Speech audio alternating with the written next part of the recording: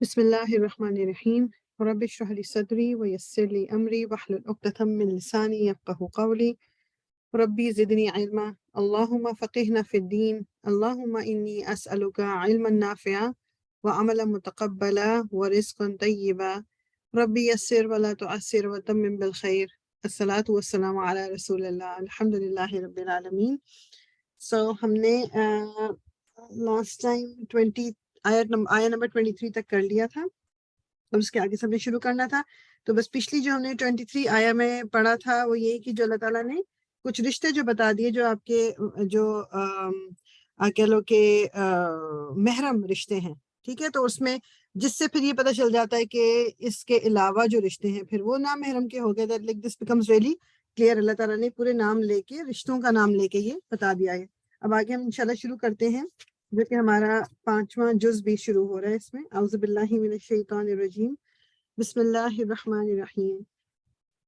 والمحصنات من النساء إلا ما ملكت أيمانكم كتاب الله عليكم وأحل لكم ما وراء ذلكم أن تبتغوا بأموالكم محسنين غير مسافحين فما استمتعتم به منهن فآتوهن أجورهن فريضة ولا جناح عليكم فيما تراضيتم به من بعد الفريضة إن الله كان عليما حكيما. صدق اللہ العظیم. اور وہ عورتیں بھی تم پر حرام ہے. اب یوں ہی کنٹینیو ہو رہا ہے تو اس لیے اس کو بس ہم نے دماغ میں رکھنا ہے کہ پیچھے آیت میں اللہ تعالیٰ نے جو ذکر کیا ہے محرم رشتوں کا ابھی کنٹینیویشن ہو رہی ہے. اور وہ عورتیں بھی تم پر حرام ہیں جو کسی دوسرے کے نکاح میں ہوں. محسنات، البتہ ایسی عورتیں اس سے مستثنا ہیں جو جنگ میں تمہارے ہاتھ آئیں. یہ اللہ کا قانون ہے جس کی پابندی تم پر لازم کر دی گئی. یعنی کہ دوسرے کسی کی بیوی پہ نظر رکھنا وہ بھی غلط ہے. کسی دوسرے عورت کو جو آلریڈی شادی شدہ ہے اس سے کوئی تعلق بنانا یہ بھی اللہ تعالیٰ نے اس کو حرام کر دیا. ان کے ماں سوا جتنی عورتیں ہیں انہیں اپنے اموال کے ذریعے سے حاصل کرنا تمہارے لیے حلال کر دیا گیا ہے، بشرط یہ کہ حصار نکاح میں ان کو محفوظ کرو، نہ یہ کہ آزاد شہوت رانی کرنے لگو. یعنی اس کے علاوہ جتنی عورتیں ہیں، یہ جو پیچھے بتا دی گئی، اس کے علاوہ جتنی عورتیں ہیں وہ سب تمہارے لیے حلال ہیں کہ تم ان سے تعلق قائم کر سکو. لیکن کون سا تعلق؟ شادی کا تعلق. ان سے ویسے تعلقات قائم نہیں کرنے. ان سے جو اللہ تعالیٰ جسے کہہ رہا ہے کہ حصار نکاح، حصار کا مطلب ہوتا ہے مضبوط چار دیواری. حسن جو ہے نا، جو ایک ہا سواد نون، یہ قلعے کو کہتے ہیں. یعنی بیسیکلی ان کو اپنی پروٹیکشن میں لے لو نکاح کے ذریعے، نہ کہ آزاد شہوت رانی کرنے لگو. پھر جو ازدواجی زندگی کا لطف تم ان سے اٹھاؤ، اس کے بدلے ان کے مہر بطور فرض کے ادا کرو. مہر دینا فرض ہے. البتہ مہر کی قرارداد ہو جانے کے بعد آپس کی رضامندی سے تمہارے درمیان اگر کوئی سمجھوتا ہو جائے تو اس میں کوئی حرج نہیں. اللہ علیم اور دانا ہے. اور جو شخص تم میں سے اتنی مقدرت نہ رکھتا ہو کہ خاندانی مسلمان عورتوں سے نکاح کر سکے، اسے چاہیے کہ تمہاری ان لونڈیوں میں سے کسی کے ساتھ نکاح کر لے جو تمہارے قبضے میں ہوں اور مومنہ ہوں. یعنی مومن لونڈی سے نکاح کیا جا سکتا ہے. پھر اگر لیٹس سے کہ اتنے فائنینشلی اتنے اسٹیبل نہیں کہ کوئی اپنی بیٹی کی شادی کرے جو کہ ایک ریگولر گھرانے سے ہے، تو پھر جو لونڈیاں ہیں کسی کے انڈر، وہ کسی کی غلام ہے، کسی کی لونڈی ہے، وہ اس کے مالک کی اجازت سے اس سے نکاح کیا جا سکتا ہے. اللہ تمہارے ایمانوں کا حال خوب جانتا ہے. تم سب ایک ہی گروہ کے لوگ ہو، لہٰذا ان کے سرپرستوں کی اجازت سے ان کے ساتھ نکاح کر لو اور معروف طریقے سے ان کے مہر ادا کر دو تاکہ وہ حصار نکاح میں محفوظ ہو کر رہیں. یعنی جو اگر پھر کسی کنیز سے تمہاری شادی تم نکاح کرتے ہو، اس کا بھی مہر ادا کرو تاکہ وہ پھر محفوظ ایک حصار میں آ جائے اور آزاد شہوت رانی نہ کرتی پھریں. یعنی کہ جو، کیونکہ اس زمانے میں یہ بھی دور جاہلیت میں مشرکین جو تھے، جن کے پاس ان کی کنیزیں تھیں، وہ بعض دفعہ ان سے غلط کام بھی کروایا کرتے تھے. کیا وہ کنیزوں کو ان کی بات ماننا ہے تو وہ لوگوں کے پاس ان کو بھیجا کرتے تھے تاکہ وہ ان کے ساتھ وقت گزار کے آئیں اور کچھ پیسے کما کے لائیں اور اپنے مالک کو دیں. تو اللہ تعالیٰ کہہ رہے ہیں کہ ان سے نکاح کر لو تاکہ وہ آزاد شہوت رانی نہ کرتی پھریں اور نہ چوری چھپے آشنائیاں کریں. پھر جب وہ حصار نکاح میں محفوظ ہو جائے اور اس کے بعد کسی بد چلنی کی مرتکب ہوں تو ان پر اس سزا کی بنسبت آدھی سزا ہے جو خاندانی عورتوں یعنی محسنات کے لیے مقرر ہے. یہ بھی اللہ تعالیٰ کی طرف سے کہ جو ایک عورت وہ ہے جس کی پرورش جو ہے ایک ریگولر نارمل گھرانے میں ہوئی ہے, اس کو اپنے باپ بھائی کی پروٹیکشن بھی تھی, پھر اب شادی ہو گئی تو میاں کی پروٹیکشن بھی مل گئی, تو وہ اپنا ٹائم اس نے بہت ایک عزت کے ساتھ گزارا ہے. تو اس کی جو سزا ہے اگر وہ کوئی زنا کی ارتکاب کرتی ہے, کوئی بد چلنی کا, یہ جو بھی جس کی بات یہاں پر کی جا رہی ہے, تو اس کی جو سزا ہوگی تو ایک کنیز کی سزا اس سے عادی ہوگی, کیونکہ کنیز کو اس طرح کا ماحول میسر نہیں تھا, اس کو غلام بنا کے رکھا گیا, اس سے یہ غلط کام آلریڈی کرایا جا رہا تھا, تو ہو سکتا ہے کہ اس کی عادت کوئی پڑ گئی ہو یا کوئی بھی چیز. تو اللہ تعالیٰ کہہ رہے ہیں کہ اس کی سزا عادی ہے جو خاندانی عورتوں کے لیے مقرر ہے. یہ سہولت تم میں سے ان لوگوں کے لیے پیدا کی گئی ہے جن کو شادی نہ کرنے سے بند تقوی کے ٹوٹ جانے کا اندیشہ ہو, لیکن اگر تم صبر کرو تو یہ تمہارے لیے بہتر ہے, اور اللہ بخشنے والا اور رحم فرمانے والا ہے. اللہ چاہتا ہے کہ تم پر ان طریقوں کو واضح کرے اور انہی طریقوں پر تمہیں چلائے جن کی پیروی تم سے پہلے گزرے ہوئے صلح کرتے تھے, یعنی کہ جو صالحین تھے. وہ اپنی رحمت کے ساتھ تمہاری طرف متوجہ ہونے کا ارادہ رکھتا ہے, اور وہ علیم بھی ہے اور دانا بھی. ہاں, اللہ تو تم پر رحمت کے ساتھ توجہ کرنا چاہتا ہے, مگر جو لوگ خود اپنی خواہشات نفس کی پیروی کر رہے ہیں وہ چاہتے ہیں کہ تم راہ راست سے ہٹ کر دور نکل جاؤ. اللہ تم پر سے پابندیوں کو ہلکا کرنا چاہتا ہے کیونکہ انسان کمزور پیدا کیا گیا ہے. اللہ نوز, اللہ تعالیٰ جانتے ہیں کہ انسان کمزور پیدا کیا ہے, کہ تو بعض دفعہ جو پابندیاں اس کے اوپر لگائی جاتی ہیں تو ہو سکتا ہے کہ وہ ان کو پورا نہ کر سکے, تو اس لیے اللہ تعالیٰ کہتے ہیں کہ تم پہ سے اس چیز کا بوجھ اللہ تعالیٰ ہلکا کرنا چاہتے ہیں. اے لوگوں جو ایمان لائے ہو, آپس میں ایک دوسرے کے مال باطل طریقوں سے نہ کھاؤ, لین دین ہونا چاہیے آپس کی رضامندی سے, اور اپنے آپ کو قتل نہ کرو. یقین مانو کہ اللہ تمہارے اوپر مہربان ہے. جو شخص ظلم و زیادتی کے ساتھ ایسا کرے گا اس کو ہم ضرور آگ میں جھونکیں گے, اور یہ اللہ کے لیے کوئی مشکل کام نہیں ہے.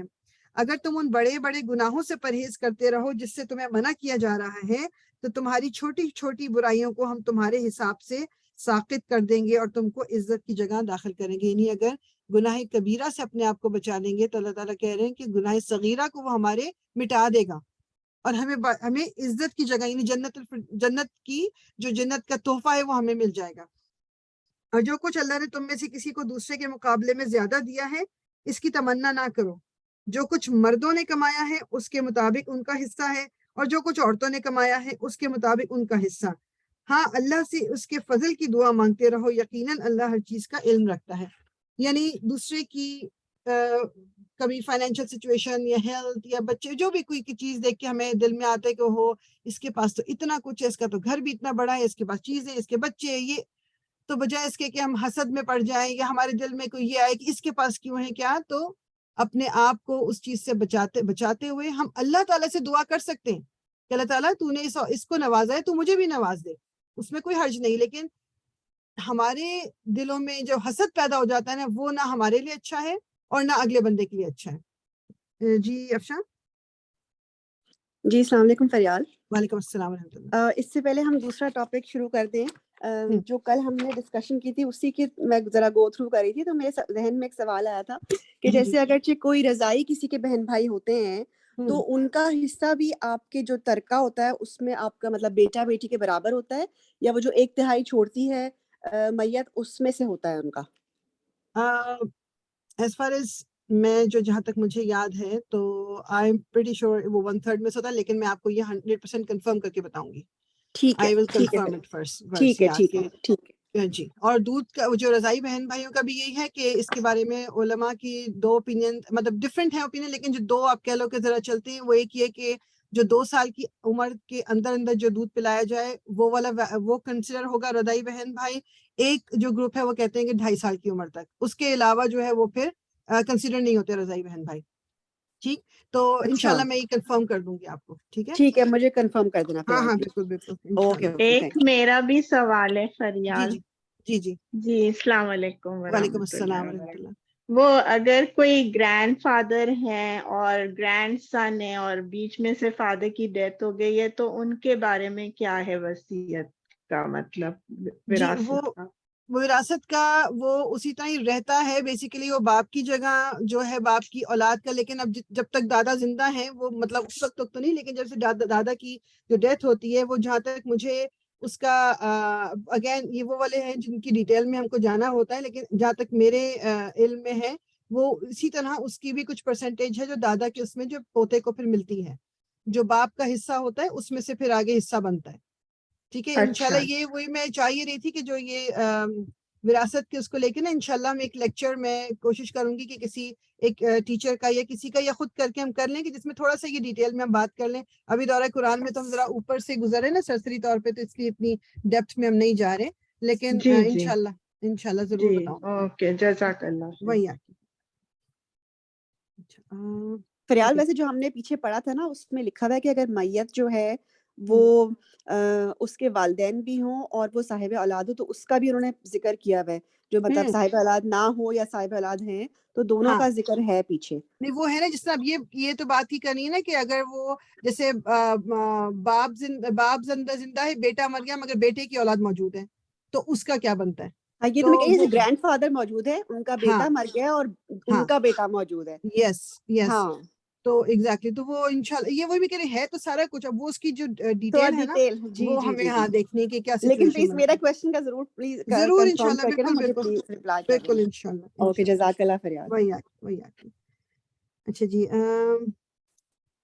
اور ہم نے ہر اس ترکے کے حقدار مقرر کر دی ہیں جو والدین اور رشتہ دار چھوڑیں. اب رہے وہ لوگ جن سے تمہارے عہد و پیمان ہو تو ان کا حصہ انہیں دو، یقیناً اللہ ہر چیز پر نگران ہے. یعنی کسی سے آپ نے وعدہ کیا تھا کہ جو آپ اتنی اماؤنٹ اس کو دیں گے یا کچھ کریں گے تو یہ آپ کو وہ حق بھی ان کو دینا ہے. اس کا وراثت میں تو حصہ نہیں ہے، لیکن جس طرح وہ 1/3 جو ہے کہ اس میں سے یہ ان کو دیا جا سکتا ہے جس سے کسی کا میت نے وعدہ کیا ہو.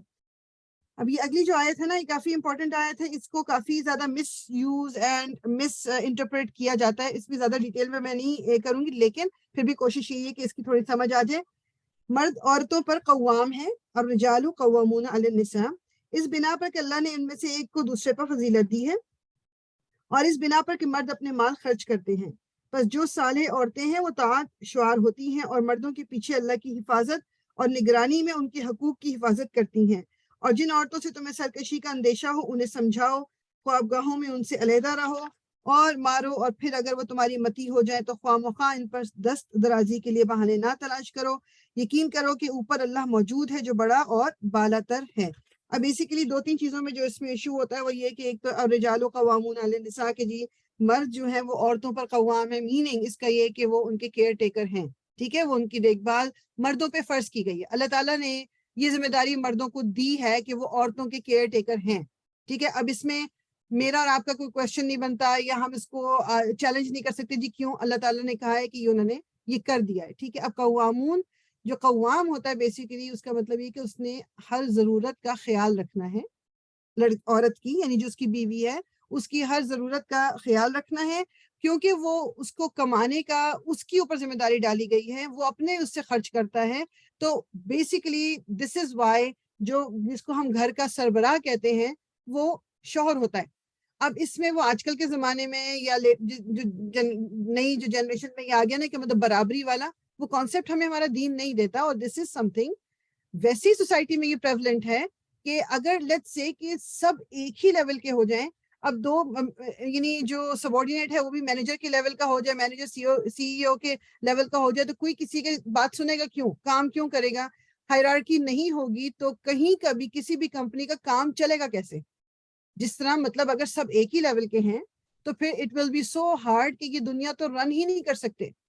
ایک چھوٹی سی کمپنی بھی رن نہیں ہو سکتی. تو پھر جب فیملی جو کہ بیسک یونٹ ہے کسی بھی سوسائٹی کا، اگر اس میں ہائرارکی نہیں ہے، اس میں کوئی آپ کہہ لو کہ سربراہ نہیں ہے اور اس کی سبارڈینیٹ نہیں ہے، تو پھر وہ فیملی بھی نہیں چلے گی.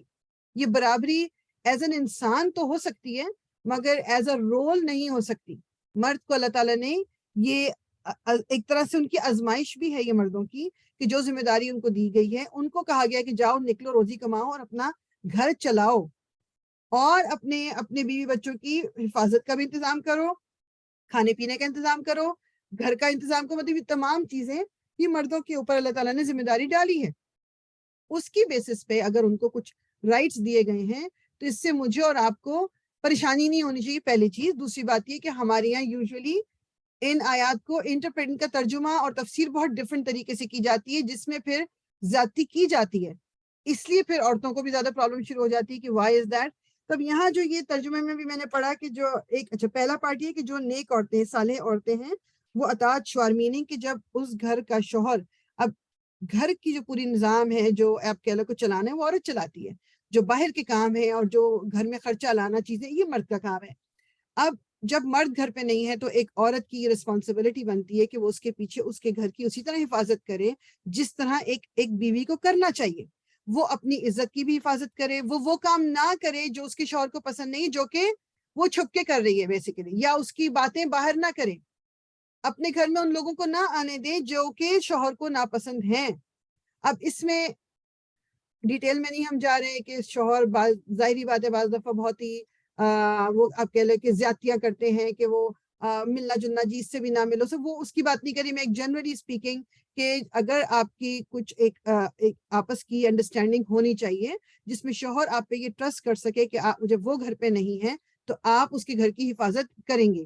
ٹھیک ہے، تو یہ چیز، یہ ایک پہلی چیز تو یہ ہے. پھر اس میں جو یہ آیا کہ جن عورتوں سے تمہیں سرکشی کا، اب یہاں پر جو ورڈ استعمال ہوا ہے نا میں نشوز وہ کہتے ہیں اس قسم کی کہ ایکشن ہے، یعنی آپ تقریباً سمجھ لو وہ جو میں سن رہی تھی ایک اسکالر کو کہ عورت تقریباً بالکل جس ہوتا ہے نا کہ وہ دماغی طور پہ پاگل ہی ہو گئی ہے کہ وہ ہر بدتمیزی اور مار دھاڑ چیزیں توڑنا، مطلب بہت ہی ہائر لیول کی وہ حرکتیں کرنا شروع کر دے. نشوز اس کو کہتے ہیں.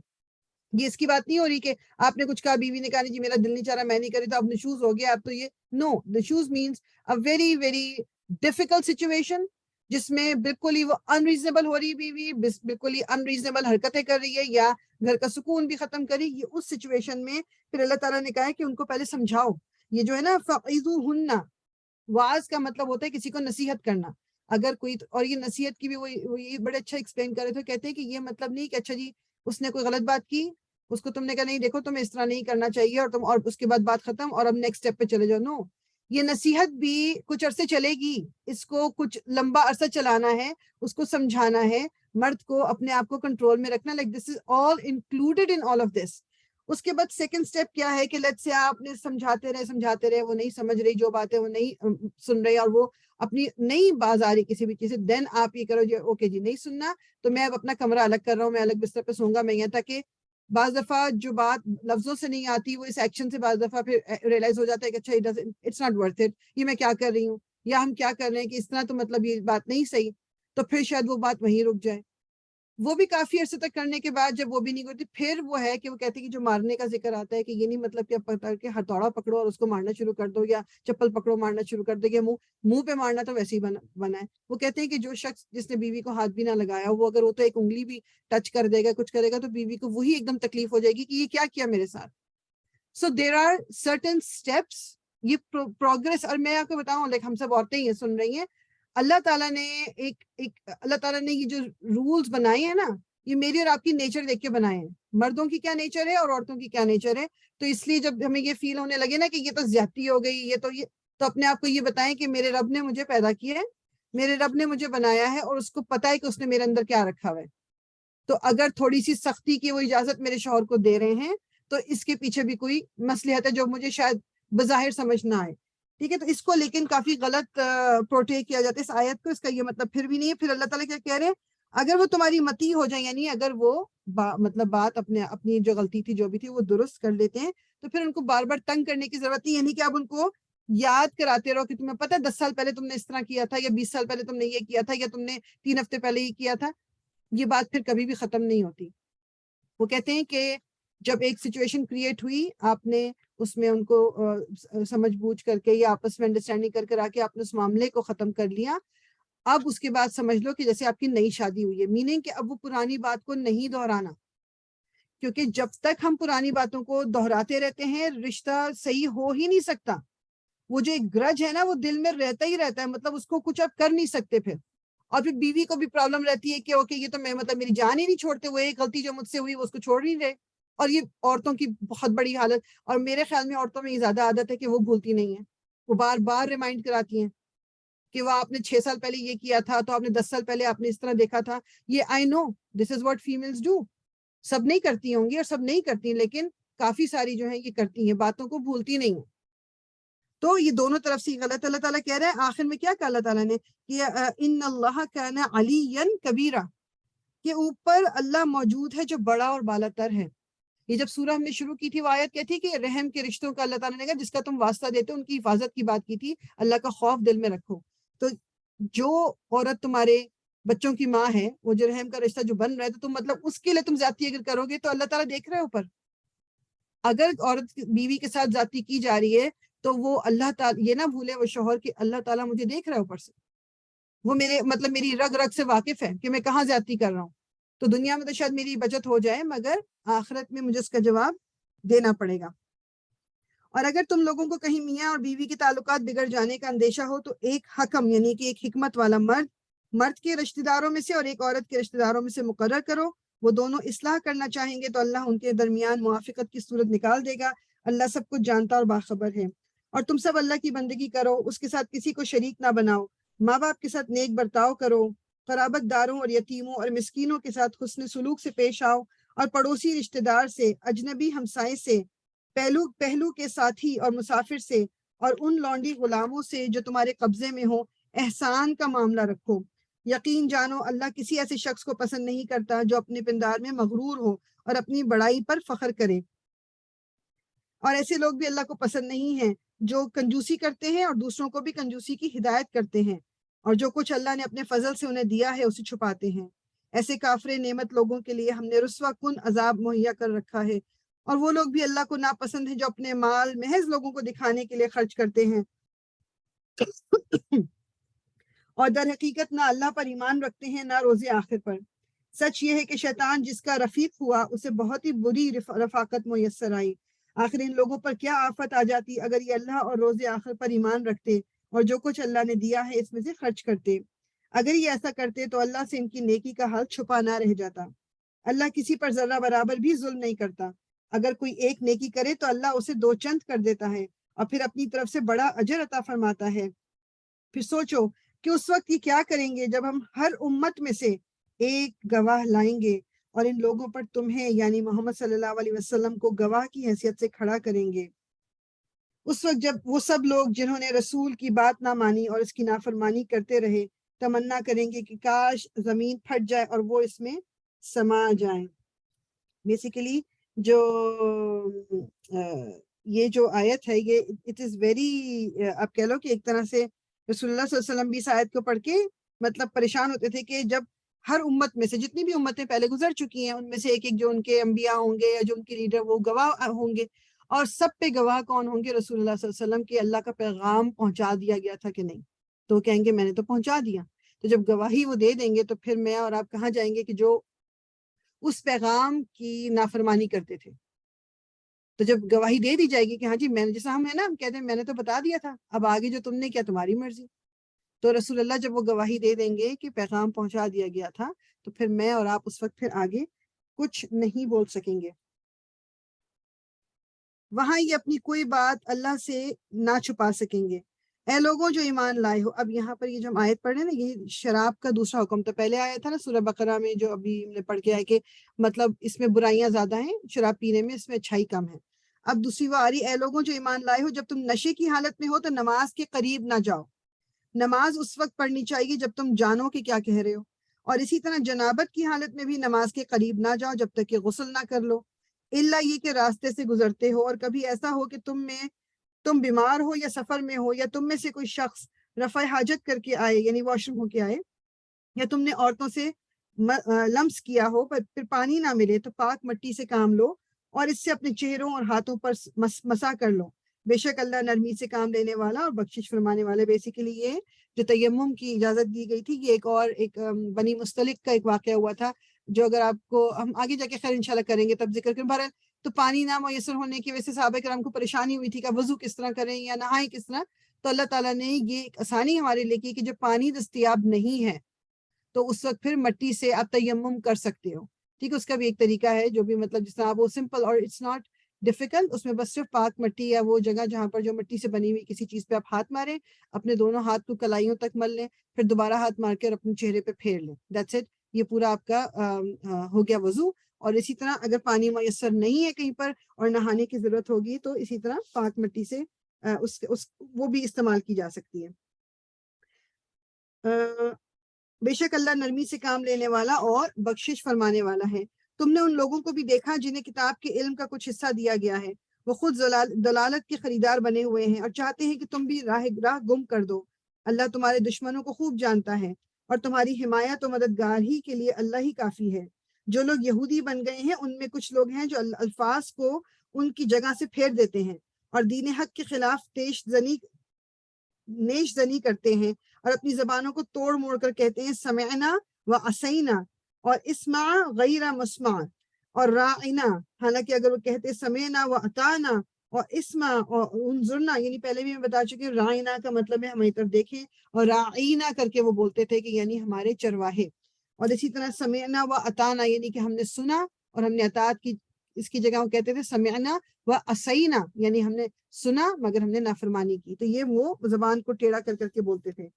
اور انظرنا تو یہ ان کے لیے بہتر تھا اور زیادہ راست بازی کا طریقہ تھا، مگر ان پر تو ان کی باطل پرستی کی بدولت اللہ کی پھٹکار پڑی ہوئی ہے، اس لیے وہ کم ہی ایمان لاتے ہیں. اے وہ لوگوں جنہیں کتاب دی گئی تھی، مان لو اس کتاب کو جو ہم نے اب نازل کی ہے اور جو اس کتاب کی تصدیق کو تائید کرتی ہے جو تمہارے پاس پہلے سے موجود تھی.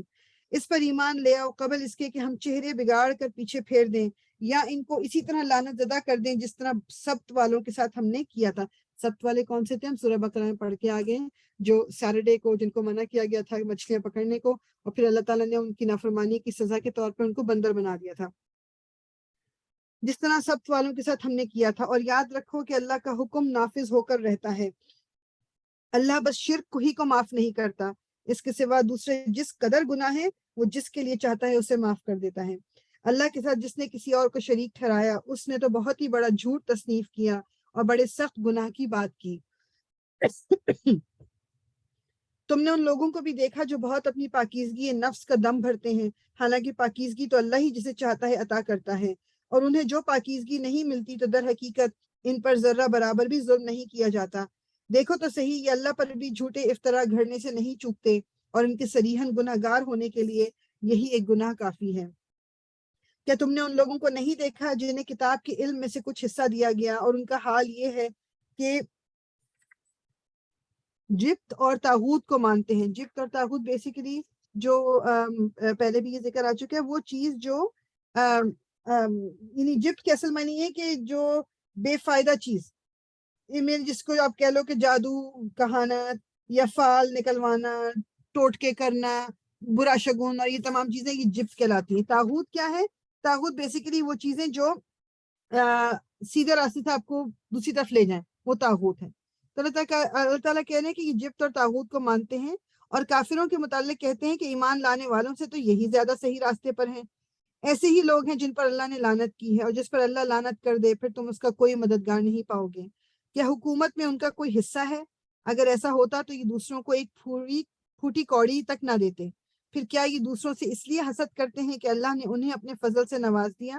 اگر یہ بات ہے تو انہیں معلوم ہو کہ ہم تو ابراہیم کی اولاد کو کتاب اور حکمت ہم نے ابراہیم کی اولاد کو کتاب اور حکمت عطا کی اور ملک عظیم بخش دیا، مگر ان میں سے کوئی اس پر ایمان لایا اور کوئی اس سے منہ موڑ گیا، اور منہ موڑنے والوں کے لیے تو بس جہنم کی بھڑکتی ہوئی آگ ہی کافی ہے.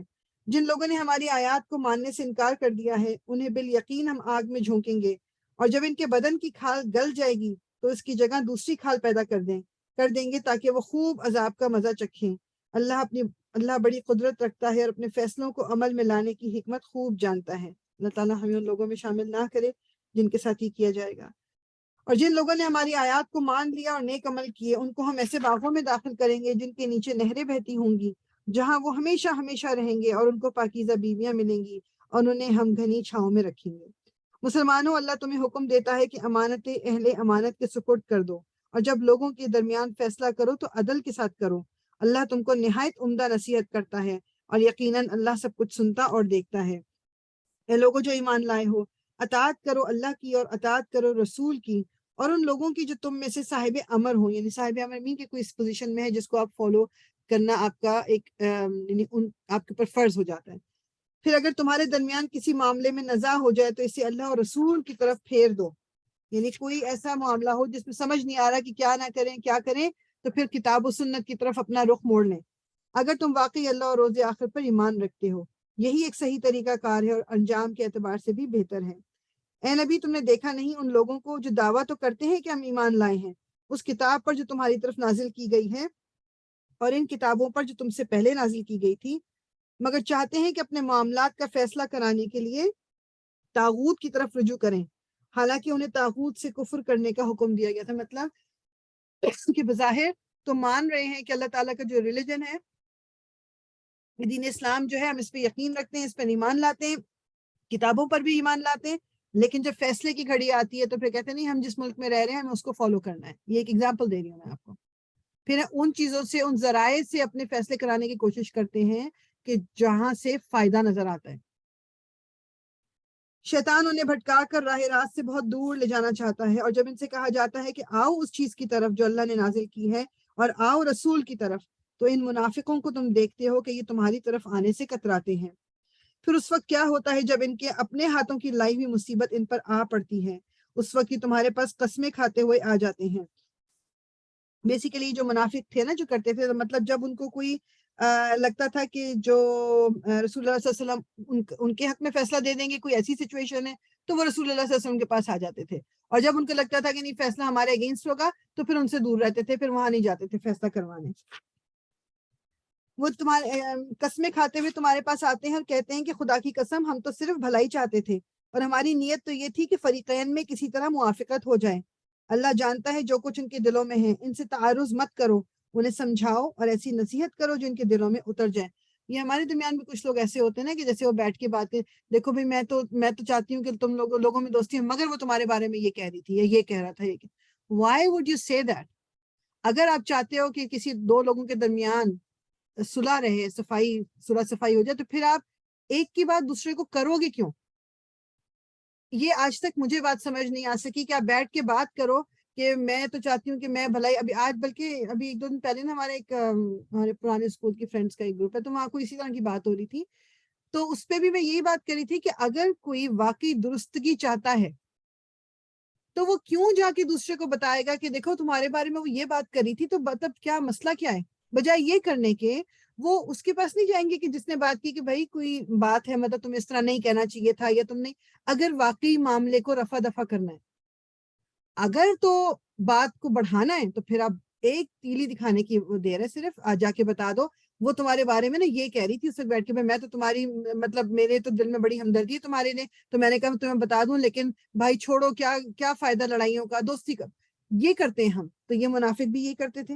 وہ کہتے تھے کہ ہم تو مطلب یہ فریقین میں دوستی کرانا چاہتے ہیں، مگر اللہ تعالیٰ کیا کہہ رہے ہیں، ان سے اعراض نہ برتو، ان کو چھوڑ مت دو، ان کو سمجھاؤ اور ان کی اس طرح سے بات کرو کہ ان کے دل میں اتر جائے۔ انہیں بتاؤ کہ ہم نے جو رسول بھی بھیجا ہے اسی لیے بھیجا ہے کہ اذن خداوندی کی بنا پر اس کی اطاعت کی جائے۔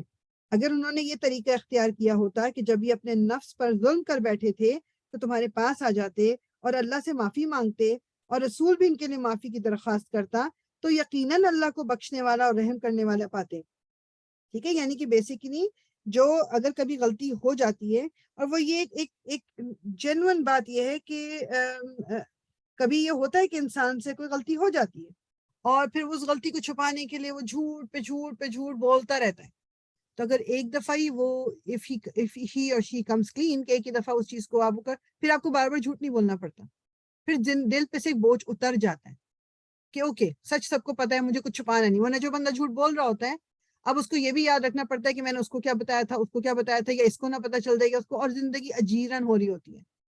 تو it's always a good idea کہ ایک دفعہ سچ بتا کے وہ اگلے کی باتیں سن لیں، اس کے بعد پھر بات کی بعد میں دیکھی جائے گی۔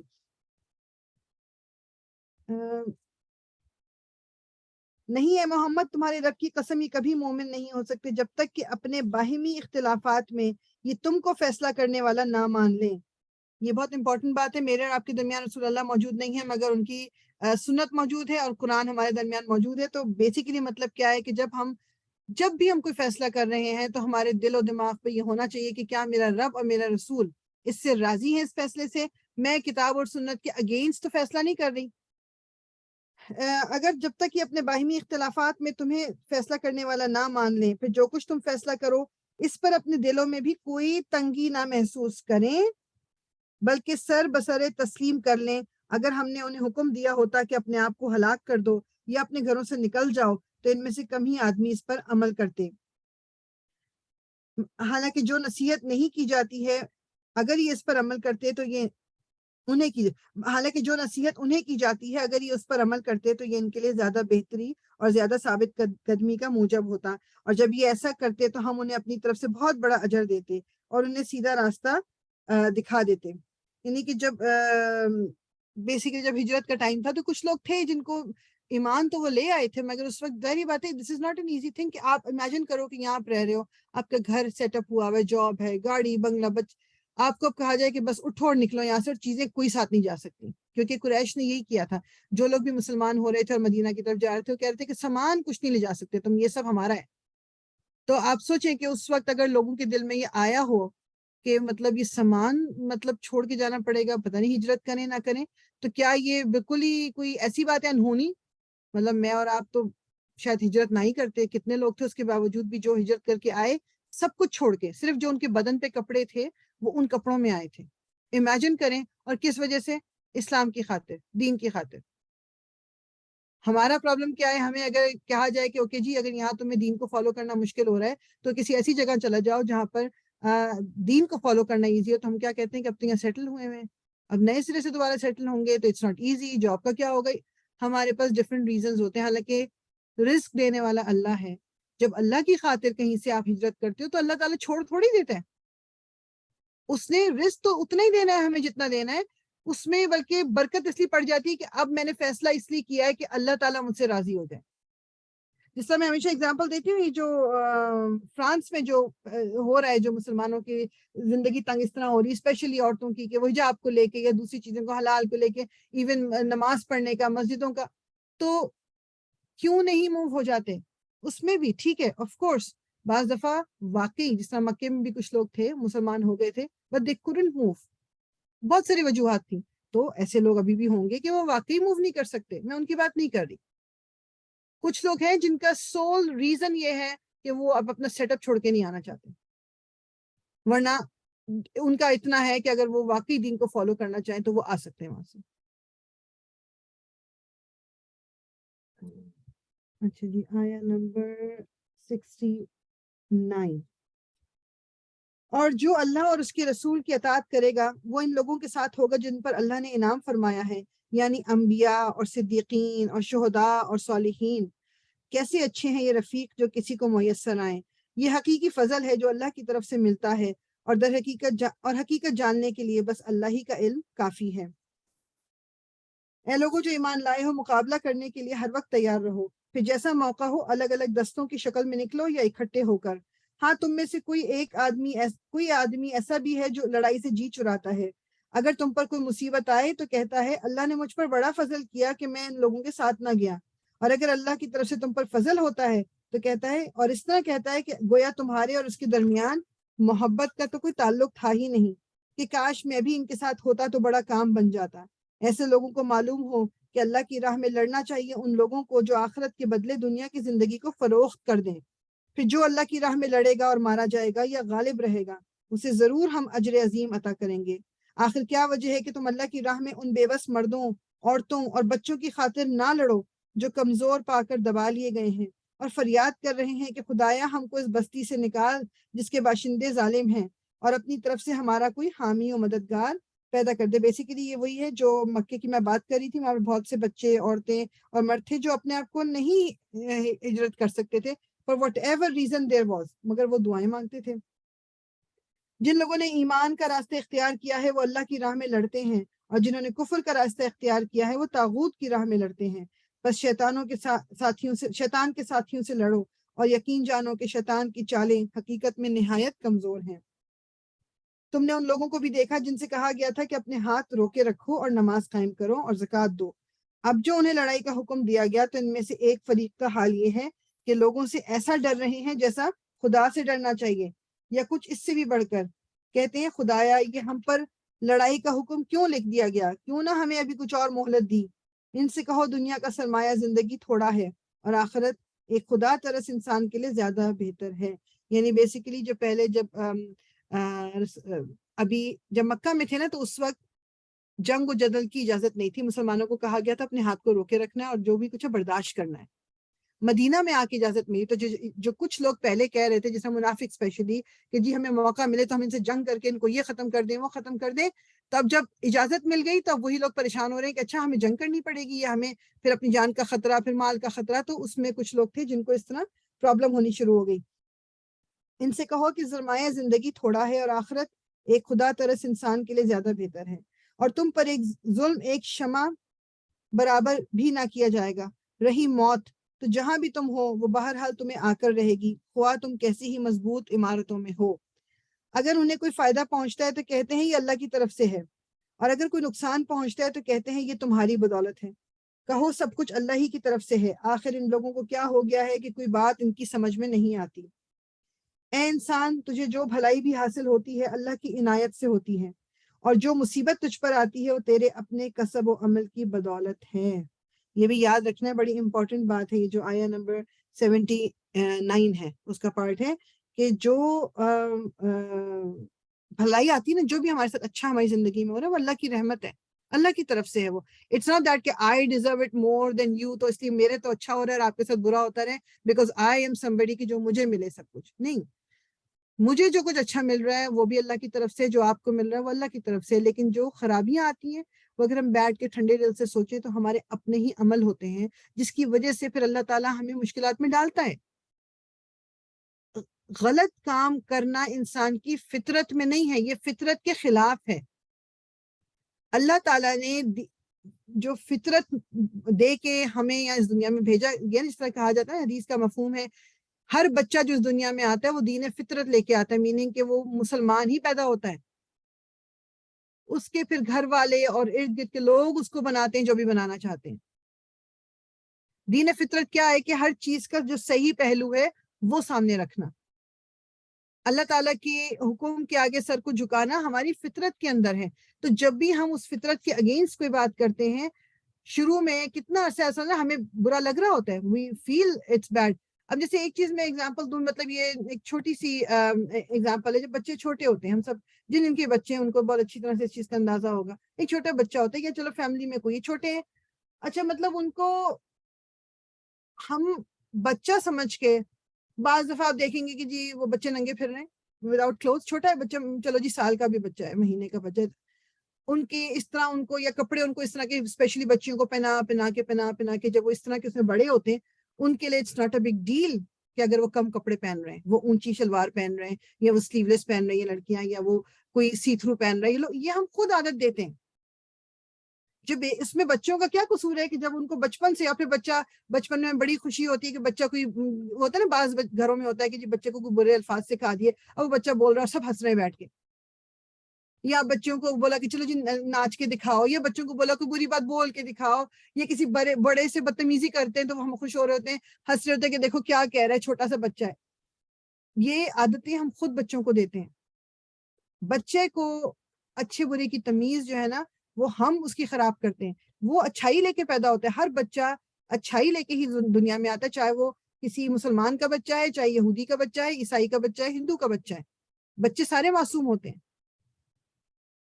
میں اور آپ ان کو خراب کرتے ہیں.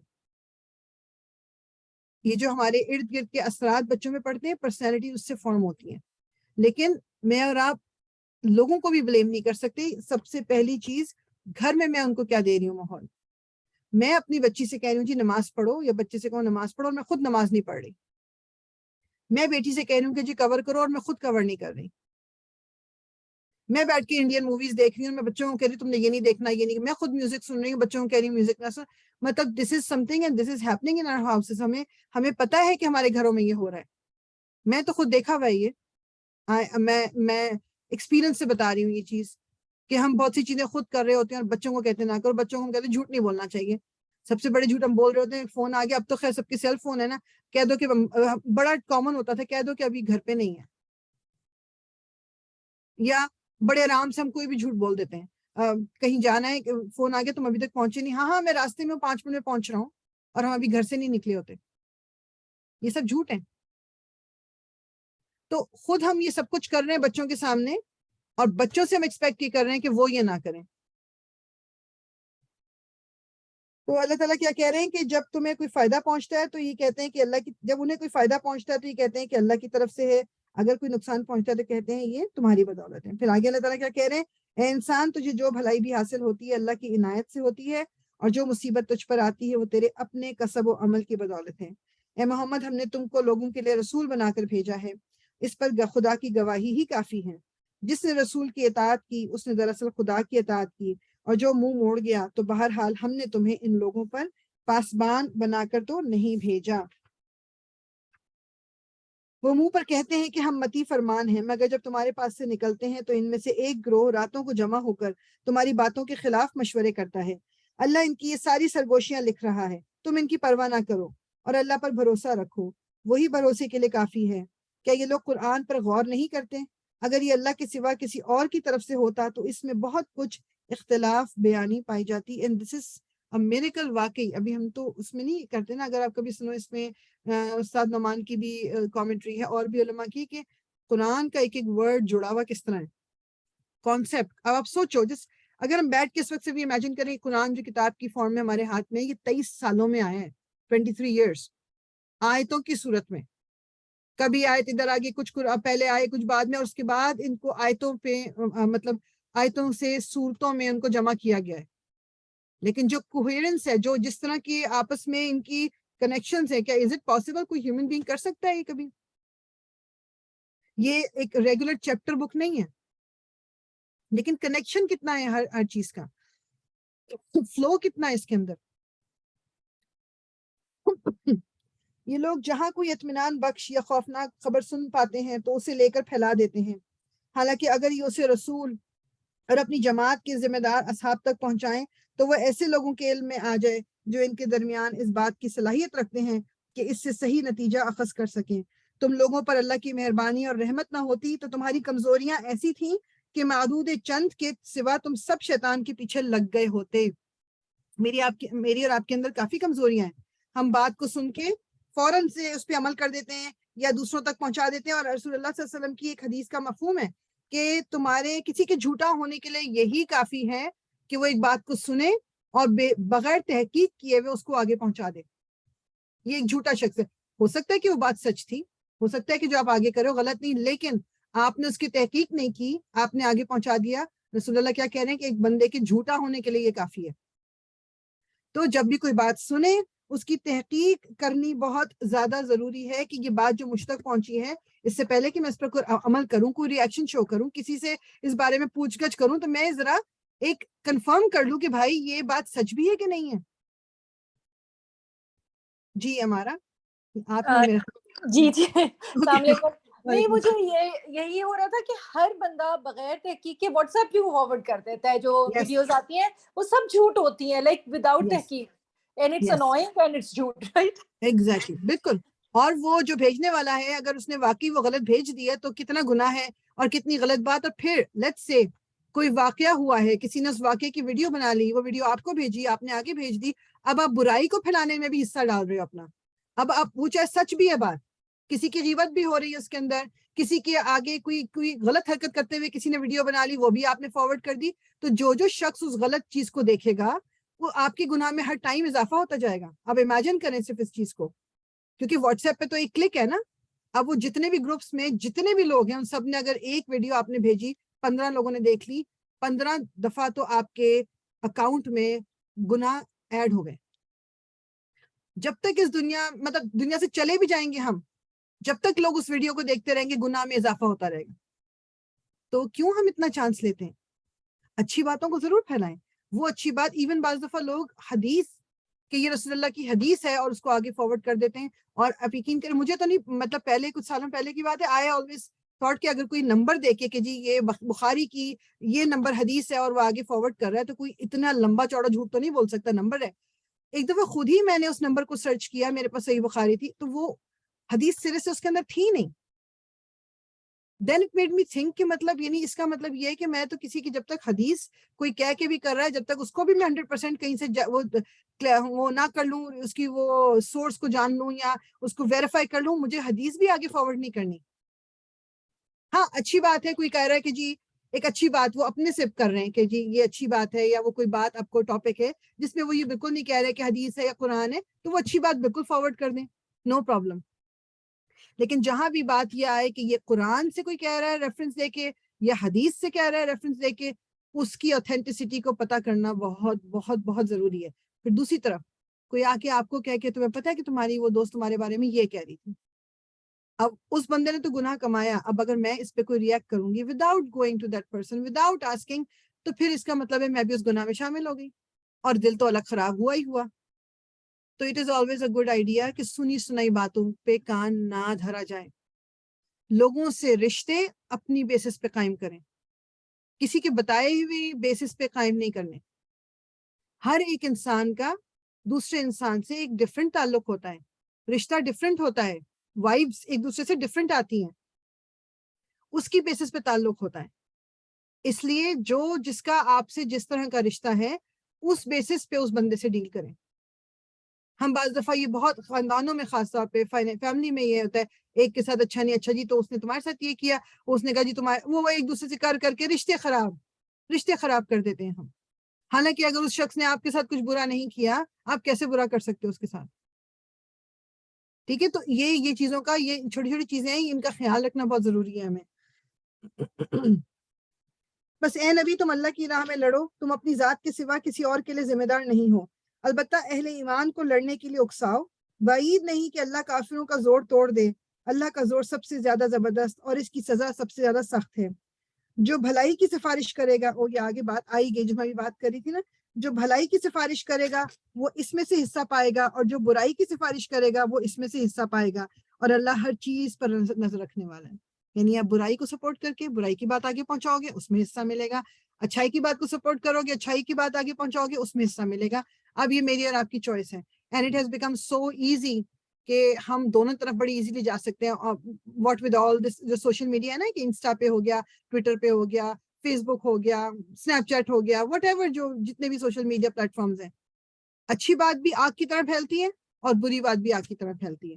اب مجھے اور آپ کو چوز کرنا ہے کہ میں کیا پھیلانا چاہتی ہوں, میں اپنے بات کیا چھوڑ کے جانا چاہتی ہوں, کہ لوگ اچھائی کریں تو مجھے بھی اجر ملے, یا لوگ برائی کریں تو مجھے اجر ملے کہ جی میں نے سٹارٹ کی تھی وہ برائی. یہ فیکٹ ہے. اپنے منہ سے کوئی بھی بات نکالتے وقت یا کوئی ایکشن کرتے وقت ضرور ضرور ضرور سوچ لیں گے کہ اگر مجھ سے کسی نے یہ غلط بات سیکھ لی, کسی نے مجھے فالو کر لیا, تو جب وہ شخص یہ کام کرے گا تو مجھے بھی گناہ ملے گا, چاہے میں اپنی قبر میں پہنچ چکی ہوں. دس از ویری امپورٹنٹ. اس میں ایک چیز بس ہے کہ جیسے لیٹس سے کہ ایک ٹائم ہے, جیسے ہم سب شاید کچھ آپ میں سے ہو سکتا ہے کہ نہ ہو ایسے, آپ لوگ شروع سے اللہ تعالیٰ نے آپ کو گائیڈ کر کے رکھا ہو, لیکن میں اپنے آپ کو بھی کہوں گی ہم جو شروع سے رائٹ صحیح راستے پہ نہیں تھے, تو غلطیاں ہوتی ہیں انسان سے, بعد میں انسان کو سمجھ آتی ہیں, انسان اپنے آپ کو ٹھیک کرتا ہے.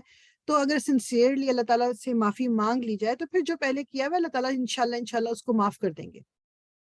پھر یہ نہیں ہے کہ معافی مانگ بھی لی تو پھر بھی جی گناہ ملتا رہے گا, نہیں, پھر وہ بات نہیں ہے. پھر اگر صدق کے دل سے آپ نے اس چیز کو اگر تو درست کر سکتے ہیں درست کر لیں, درست اب نہیں کر سکتے, ٹو لیٹ, یا چیز گزر چکی ہے جو, تو پھر اللہ تعالیٰ سے کنٹینیوسلی معافی مانگتے رہیں تو اللہ تعالیٰ معاف کر دیں گے ہمیں. جس طرح میں ہمیشہ سب کو بولتی ہوں, اور آئی ایم پریٹی شیور کہ آپ سب کو بھی, جیسے جو اس دنیا سے اب جا چکے, فار ایگزامپل جنید جمشید پہلے گانا گاتے تھے, لیکن انہوں نے وہ چیز چھوڑ کے وہ دین کی طرف آ گئے. پھر ابھی پچھلے دنوں کچھ فلم ڈرامے کی ایکٹریسز ہیں, انہوں نے کہا کہ اب ہم ایکٹنگ چھوڑ رہے ہیں, ہم دین کی طرف آ رہے ہیں. وہ ان کا اللہ کا معاملہ ہے کہ وہ جس طرح بھی آئیں, جو بھی. اب میرا مشورہ, میں ٹرائی کرتی ہوں, میں اب ان کی پرانی ویڈیوز نہیں دیکھوں گی, میں ان کی وہ چیزیں جس میں انہوں نے سر نہیں کور کیا ہوا, کیونکہ اب وہ کور کرنی ہے, یا وہ گانے میں جنید جمشید کے نہیں بالکل بھی قطن نہیں سنوں گی, یا میں کسی کو مطلب ہمیشہ لوگوں کو بولوں گی کہ ان کی اچھائیوں کو بھی یاد کریں. وہ اس دنیا سے چلے گئے, تو کوئی بھی اس طرح عام بندہ بھی, ہمارے دوستوں میں, ہمارے جاننے والوں میں اگر کوئی شخص اس دنیا سے جا چکا ہے اور اس سے کچھ غلطیاں ہوئی ہیں یا کوئی چیزیں اس کی سوشل پلیٹ فارم میں موجود ہیں, ان کو ڈیلیٹ کر دیں, ان کو نہ آگے بھیجیں, ان کو نہ سنیں, تاکہ اس شخص کو گناہ نہ ملے. یہی اب ہم ان کے لیے کر سکتے ہیں. ایک تو ان کی مغفرت کی دعا مانگیں, اور ان چیزوں سے اپنے آپ کو دور کر لیں کہ جس سے چانس ہے کہ ان کو بھی گناہ مل جائے. اور جب کوئی احترام کے ساتھ تمہیں سلام کرے تو اس کو اس سے بہتر طریقے کے ساتھ جواب دو, یا کم از کم اسی طرح. اللہ ہر چیز کا حساب لینے والا ہے. البتہ اللہ وہ ہے جس کے سوا کوئی خدا نہیں, اور وہ تم سب کو اس قیامت کے دن جمع کرے گا جس کے آنے میں کوئی شبہ نہیں. اور اللہ کی بات سے بڑھ کر سچی بات اور کس کی ہو سکتی ہے. ایک تو یہی ہے کہ سلام کرنے میں پہل کرنی ہے. کوئی سلام کرے تو اس کا جواب ضرور دینا ہے. اگر کوئی کہے السلام علیکم تو آپ تھوڑا بڑھا دیں السلام علیکم ورحمۃ اللہ. اگر آپ کو کوئی السلام علیکم ورحمۃ اللہ کہہ رہا ہے تو السلام علیکم ورحمۃ اللہ وبرکاتہ کہہ دیں. یعنی کہنے کا مقصد یہ ہے کہ کوئی ایک جس طرح سے بھی سلام کر رہا ہے اس سے بڑھ کے جواب دیں. جواب ضرور دینا ہے, اس سے بڑھ کے جواب دیں. اور پھر یہ کہا گیا کہ آپ کوئی ایک کمرے میں داخل ہو رہا ہے تو داخل ہونے والا جو ہے وہ سلام کرے گا سب کو اور لوگ جواب دیں گے. تو اس طرح مطلب کچھ ہمیں اصول بتائے گئے ہیں. تو بیسیکلی ویسے تو یہ کہ سلام میں جو بھی پہل کرے اس کو اجر ملتا ہے زیادہ. ٹھیک ہے, تو اس کو ایک ہم اپنا روٹین بنا لیں. پھر تمہیں کیا ہو گیا ہے کہ منافقین کے بارے میں تمہاری دو رائیں پائی جاتی ہیں, حالانکہ جو برائیاں انہوں نے کمائی ہیں ان کی بدولت اللہ انہیں الٹا پھیر چکا ہے. بیسیکلی یہ جو منافق, یہ ان منافق مسلمانوں کے متعلق بات ہو رہی کہ جو مکہ اور دوسرے عرب کے حصوں میں اسلام تو قبول کر چکے تھے مگر ہجرت کر کے مدینہ میں آنے کے بجائے, یعنی جب مدینہ میں تو تھوڑی اسٹیبلش ہو رہی تھی اسلامک حکومت, تو مدینہ میں ہجرت کرنے کے بجائے وہ بدستور اسی جگہ یعنی جو اپنی کافر قوم تھی اس میں ہی رہتے بستے تھے اور ان کے تمام کارروائیوں میں ان کے ساتھ لے دیتے تھے. ان کا عمل دخل تھا اور مطلب جو ان کی قوم مسلمانوں کے خلاف کرتی تھی وہ اس میں بھی ان کا ساتھ دیتے تھے. تو اللہ تعالیٰ کہہ رہے ہیں کہ مطلب یہ کیا ہے کہ جو کیونکہ جو کچھ ریئل مسلمان تھے وہ کہتے تھے کہ یہ لوگ نے آخر کلمہ پڑھا ہے, ان نماز بھی ادا کرتے ہیں, روزے بھی رکھتے ہیں, قرآن کی تلاوت بھی کرتے ہیں, تو اس کے ساتھ ہم ان کے ساتھ کافروں جیسا ہم کیسے معاملہ کر سکتے ہیں. تو اللہ تعالیٰ نے اس بات کو کلیئر کر دیا کہ مطلب بیسیکلی اگر وہ تمام حرکتیں دوسری لوگوں کی طرح کریں تو یہ منافق ہیں. مطلب there is no doubt about it کہ وہ منافق ہیں.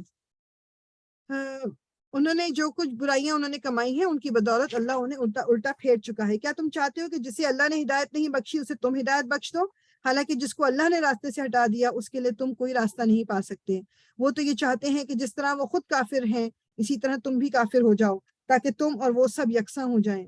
لہٰذا ان میں سے کسی کو اپنا دوست نہ بناؤ جب تک کہ وہ اللہ کی راہ میں ہجرت کر کے نہ آ جائیں, اور اگر وہ ہجرت سے باز رہیں تو جہاں پاؤ انہیں پکڑو اور قتل کر دو, اور ان میں سے کسی کو اپنا دوست اور مددگار نہ بناؤ. البتہ وہ منافق اس حکم سے مستثنی ہے جو کسی ایسی قوم سے جا ملیں جن کے ساتھ تمہارا معاہدہ ہو گیا ہے.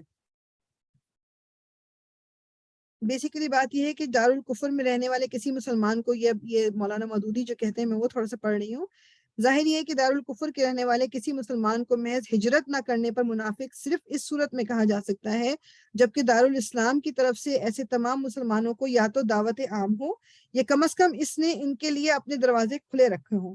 اس صورت میں بلا شبہ وہ سب مسلمان منافق قرار پائیں گے جو دارالکفر کو دارالاسلام بنانے کی کوئی صحیح بھی نہ کریں اور استطاعت کے باوجود ہجرت بھی نہ کریں. بیسیکلی جیسے فار ایگزامپل کہ اب ان کا کسی مسلم کنٹری میں جانا ایزی تھا, ان کو اوپن دعوت دی جا رہی ہے, دارالکفر میں وہ رہ رہے ہیں اور اپنا دین کو فالو نہیں کر پا رہے, ان پہ ظلم بھی ہو رہا ہے اور وہ اپنے ایون نماز بھی نہیں پڑھ پا رہے, لیکن وہ اس دارالاسلام کی طرف بھی نہیں جا رہے, تو ایسے لوگوں کو منافق کہا جائے گا. اگین میں وہی کہوں نا کہ جو لوگ موو کر ہی نہیں سکتے, یہ ان کی بات نہیں ہو رہی.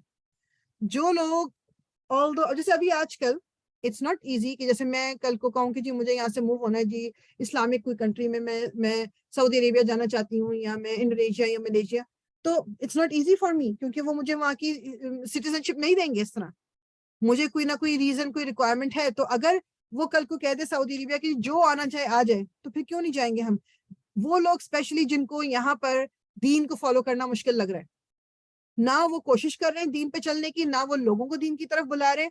ہماری ٹیچر نے تو یہ کہا تھا کہ اور بھی ایک دو علماء وہ یہ کہتے ہیں کہ آپ اگر دارالکفر میننگ کے جو پریڈامننٹلی ایک نان مسلم کنٹری اگر آپ اس میں رہ رہے ہو تو آپ کا رہنا جسٹیفائڈ اسی صورت میں ہے کہ جب آپ کوشش کرو اللہ کے دین کے لیے, خود چلنے کی کوشش کرو, اپنی فیملی اپنے دوست, مطلب آپ کی کوئی نہ کوئی تگ و دو اس میں چلتی رہے کہ آپ دین کو فالو کرو. آپ نے ہاتھ پہ ہاتھ رکھ کے آپ بیٹھ نہیں سکتے کہ اب جو کچھ اس ملک میں ہو رہا ہے بس میں نے اسی کو فالو کرنا ہے بیکاز میری روزی روٹی یہاں لکھی تھی. It is not a valid reason.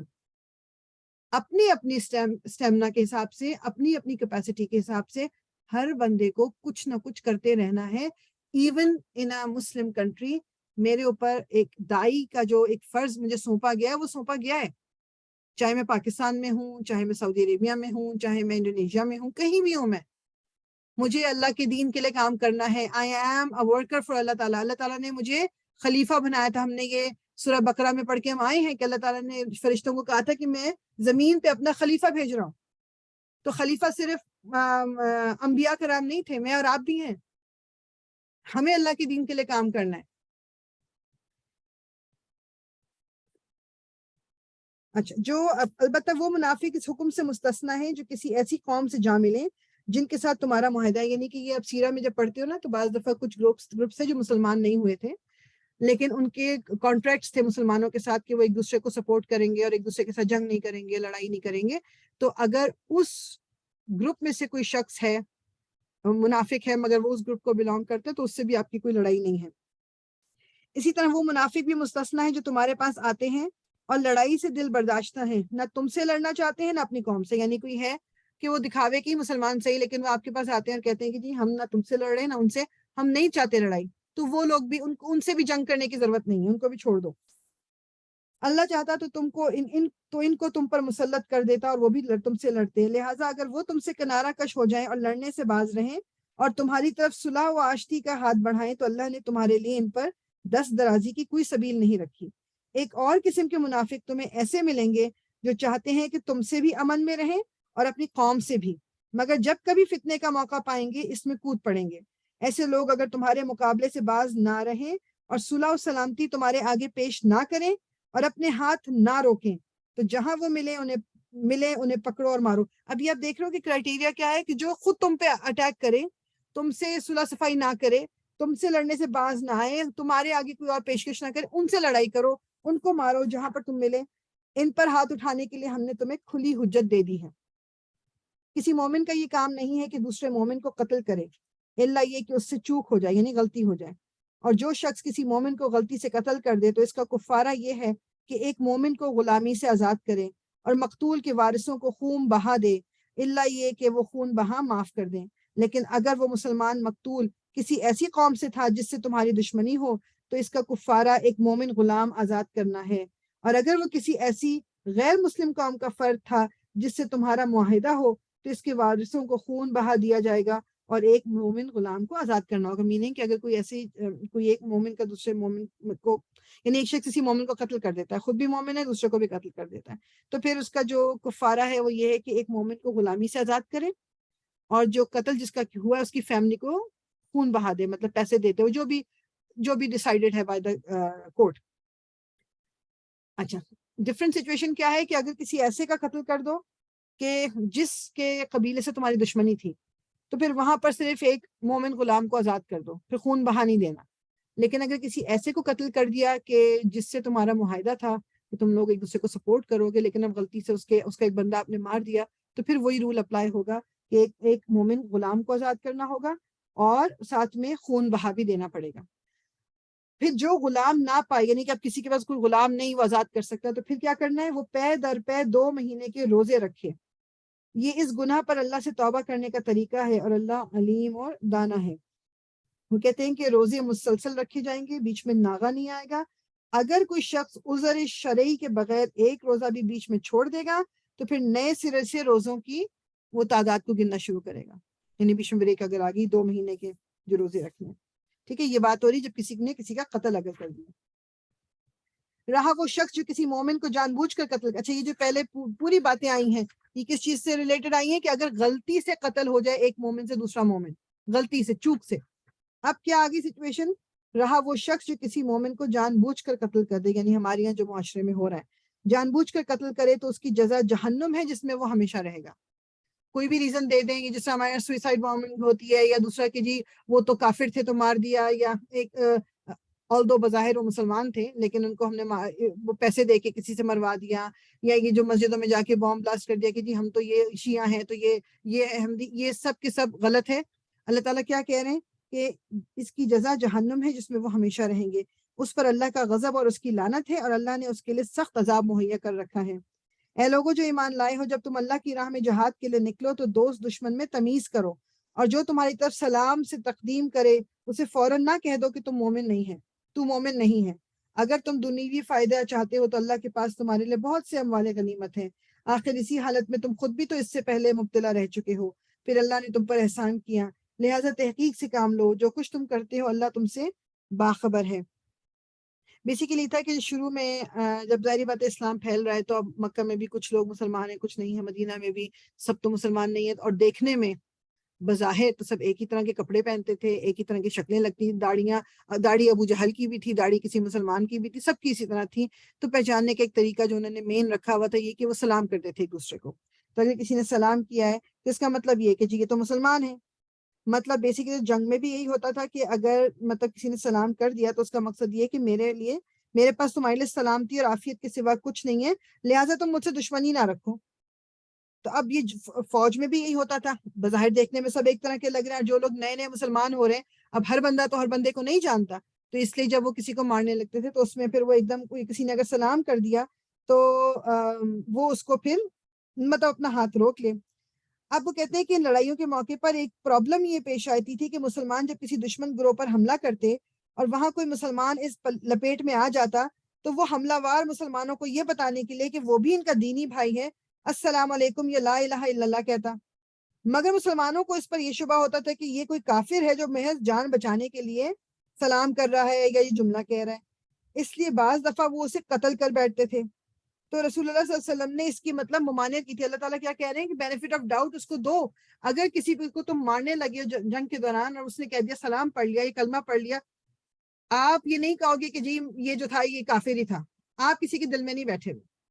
اور آپ یہ دیکھو کہ یہ تو جنگ کی بات ہو رہی ہے جہاں کے جان کی پرابلم ہے. میں اور آپ کتنے آرام سے لوگوں پہ لیبل چسپاں کر دیتے ہیں نا, کسی کو دیکھ کے کہ یہ تو بالکل ہی بس کافروں والی حرکتیں کر رہی ہے, یا یہ منافق ہو گئی ہے, یا یہ دس از ناٹ الاؤڈ. ہم یہ نہیں کر سکتے. کسی کا دل کا حال مجھے اور آپ کو نہیں پتا. ٹھیک, مسلمانوں میں سے اگر کوئی, اچھا میں آیا نمبر بتا دوں, آیا نمبر 95. مسلمانوں میں سے وہ لوگ جو کسی معذوری کے بغیر گھر بیٹھے رہتے ہیں اور وہ جو اللہ کی راہ میں جان و مال سے جہاد کرتے ہیں, دونوں کی حیثیت ایک جیسی نہیں ہے. اللہ نے بیٹھنے والوں کی بنسبت جان و مال سے جہاد کرنے والوں کا درجہ بڑا رکھا ہے, اگرچہ ہر ایک کے لیے اللہ نے بھلائی ہی کا وعدہ فرمایا ہے, مگر اس کے ہاں مجاہدوں کی خدمات کا معاوضہ بیٹھنے والوں سے بہت زیادہ ہے. ان کے لیے اللہ کی طرف سے بڑے درجے ہیں اور مغفرت اور رحمت ہے, اور اللہ بڑا معاف کرنے والا اور رحم فرمانے والا ہے. جو لوگ اپنے نفس پر ظلم کر رہے تھے ان کی روحیں جب فرشتوں نے قبض کی تو ان سے پوچھا کہ تم کس حال میں مبتلا تھے. انہوں نے جواب دیا ہم زمین میں کمزور و مجبور تھے. فرشتوں نے کہا کیا خدا کی زمین وسیع نہ تھی کہ تم اس میں ہجرت کرتے؟ یہ وہ لوگ ہیں جن کا ٹھکانہ جہنم ہے, وہ بڑا ہی برا ٹھکانہ ہے. ہاں جو مرد, عورتیں اور بچے واقعی بے بس ہیں اور نکلنے کا کوئی راستہ اور ذریعہ نہیں پاتے, بعید نہیں کہ اللہ انہیں معاف کر دے. اللہ بڑا معاف کرنے والا اور درگزر فرمانے والا ہے. جو کوئی اللہ کی راہ میں ہجرت کرے گا وہ زمین میں پناہ لینے کے لیے بہت جگہ اور بسر اوقات کے لیے بڑی گنجائش پائے گا. اور جو اپنے گھر سے اللہ اور رسول کی طرف ہجرت کے لیے نکلے پھر راستے ہی میں اسے موت آ جائے تو اس کا اجر اللہ کے ذمہ واجب ہو گیا. اللہ بہت بخشش فرمانے والا اور رحیم ہے. اور جب تم لوگ سفر کے لیے نکلو تو کوئی مذائقہ نہیں اگر نماز میں اختصار کر لو, یعنی نماز چھوٹی کر لو, خصوصاً جبکہ تمہیں اندیشہ ہو کہ کافر تمہیں ستائیں گے کیونکہ وہ کھلم کھلا تمہاری دشمنی پر تلے ہوئے ہیں. اور اے نبی جب تم مسلمانوں کے درمیان ہو اور حالت جنگ میں انہیں نماز پڑھانے کھڑے ہو تو چاہیے کہ ان میں سے ایک گروہ, اب یہاں پر اب دیکھو نماز کی امپورٹنس کی بات آ رہی ہے کہ مطلب ہم کتنی آرام سے نماز کو چھوڑ دیتے ہیں. یہ اللہ تعالیٰ جنگ کی حالت میں رسول اللہ کو بتا رہے ہیں کہ اگر جنگ چل رہی ہو تو اس وقت کیا کرنا ہے تم نے. تو کیا کرنا چاہیے, ان میں سے ایک گروہ تمہارے ساتھ کھڑا ہو اور اسلحہ لیے رہے, پھر جب وہ سجدہ کر لے تو پیچھے چلا جائے, اور دوسرا گروہ جس نے ابھی نماز نہیں پڑھی ہے آ کر تمہارے ساتھ پڑھے اور وہ بھی چوکنا رہے اور اپنے اسلحہ یا اپنے ویپنز جو ہیں ساتھ رکھے, کیونکہ کفار اس طاق میں ہے کہ تم اپنے ہتھیاروں اور اپنے سامان کی طرف سے ذرا غافل ہو تو وہ تم پر ایک دم سے ٹوٹ پڑے. البتہ اگر تم بارش کی وجہ سے تکلیف محسوس کرو یا بیمار ہو تو اسلحہ رکھ دینے میں مذائقہ نہیں, مگر پھر بھی چوکنے رہو. یقین رکھو کہ اللہ نے کافروں کے لیے رسوا کن عذاب مہیا کر رکھا ہے. پھر جب نماز سے فارغ ہو جاؤ تو کھڑے اور بیٹھے اور لیٹے ہر حال میں اللہ کو یاد کرتے رہو, اور جب اطمینان ہو جائے تو پوری نماز پڑھو. نماز در حقیقت ایسا فرض ہے جو پابندی وقت کے ساتھ اہل ایمان پر لازم کیا گیا ہے. کیا لکھا ہوا ہے, ان الصلاۃ کانت علی المؤمنین کتابا موقوتا. یہ جو آیا نمبر آپ کی ہے 103, کہ اللہ تعالیٰ کیا کہہ رہے ہیں, کہ نماز فرض ہے اس کے ایگزیکٹ ٹائم پر. تو جو نماز کو ہم فضول میں ڈیلے کر رہے ہوتے ہیں نا، وہ بھی ہمیں نہیں کرنا. ٹھیک ہے، وقت پہ نماز پڑھنی ہے.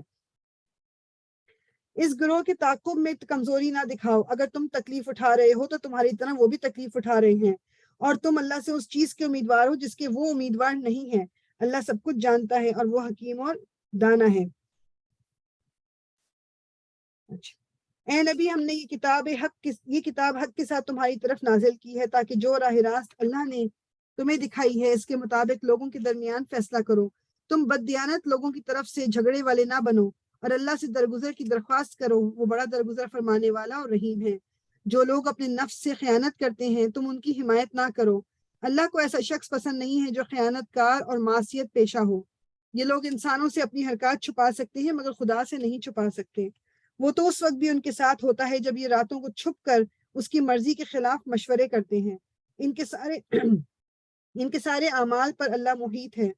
ہاں، تم لوگوں نے ان مجرموں کی طرف سے دنیا کی زندگی میں تو جھگڑا کر لیا، مگر قیامت کے روز ان کی طرف سے کون جھگڑا کرے گا؟ آخر وہاں کون ان کا وکیل ہوگا؟ اگر کوئی شخص برا فعل کر گزرے یا اپنے نفس پر ظلم کر جائے اور اس کے بعد اللہ سے درگزر کی درخواست کرے تو اللہ کو درگزر کرنے والا اور رحیم پائے گا.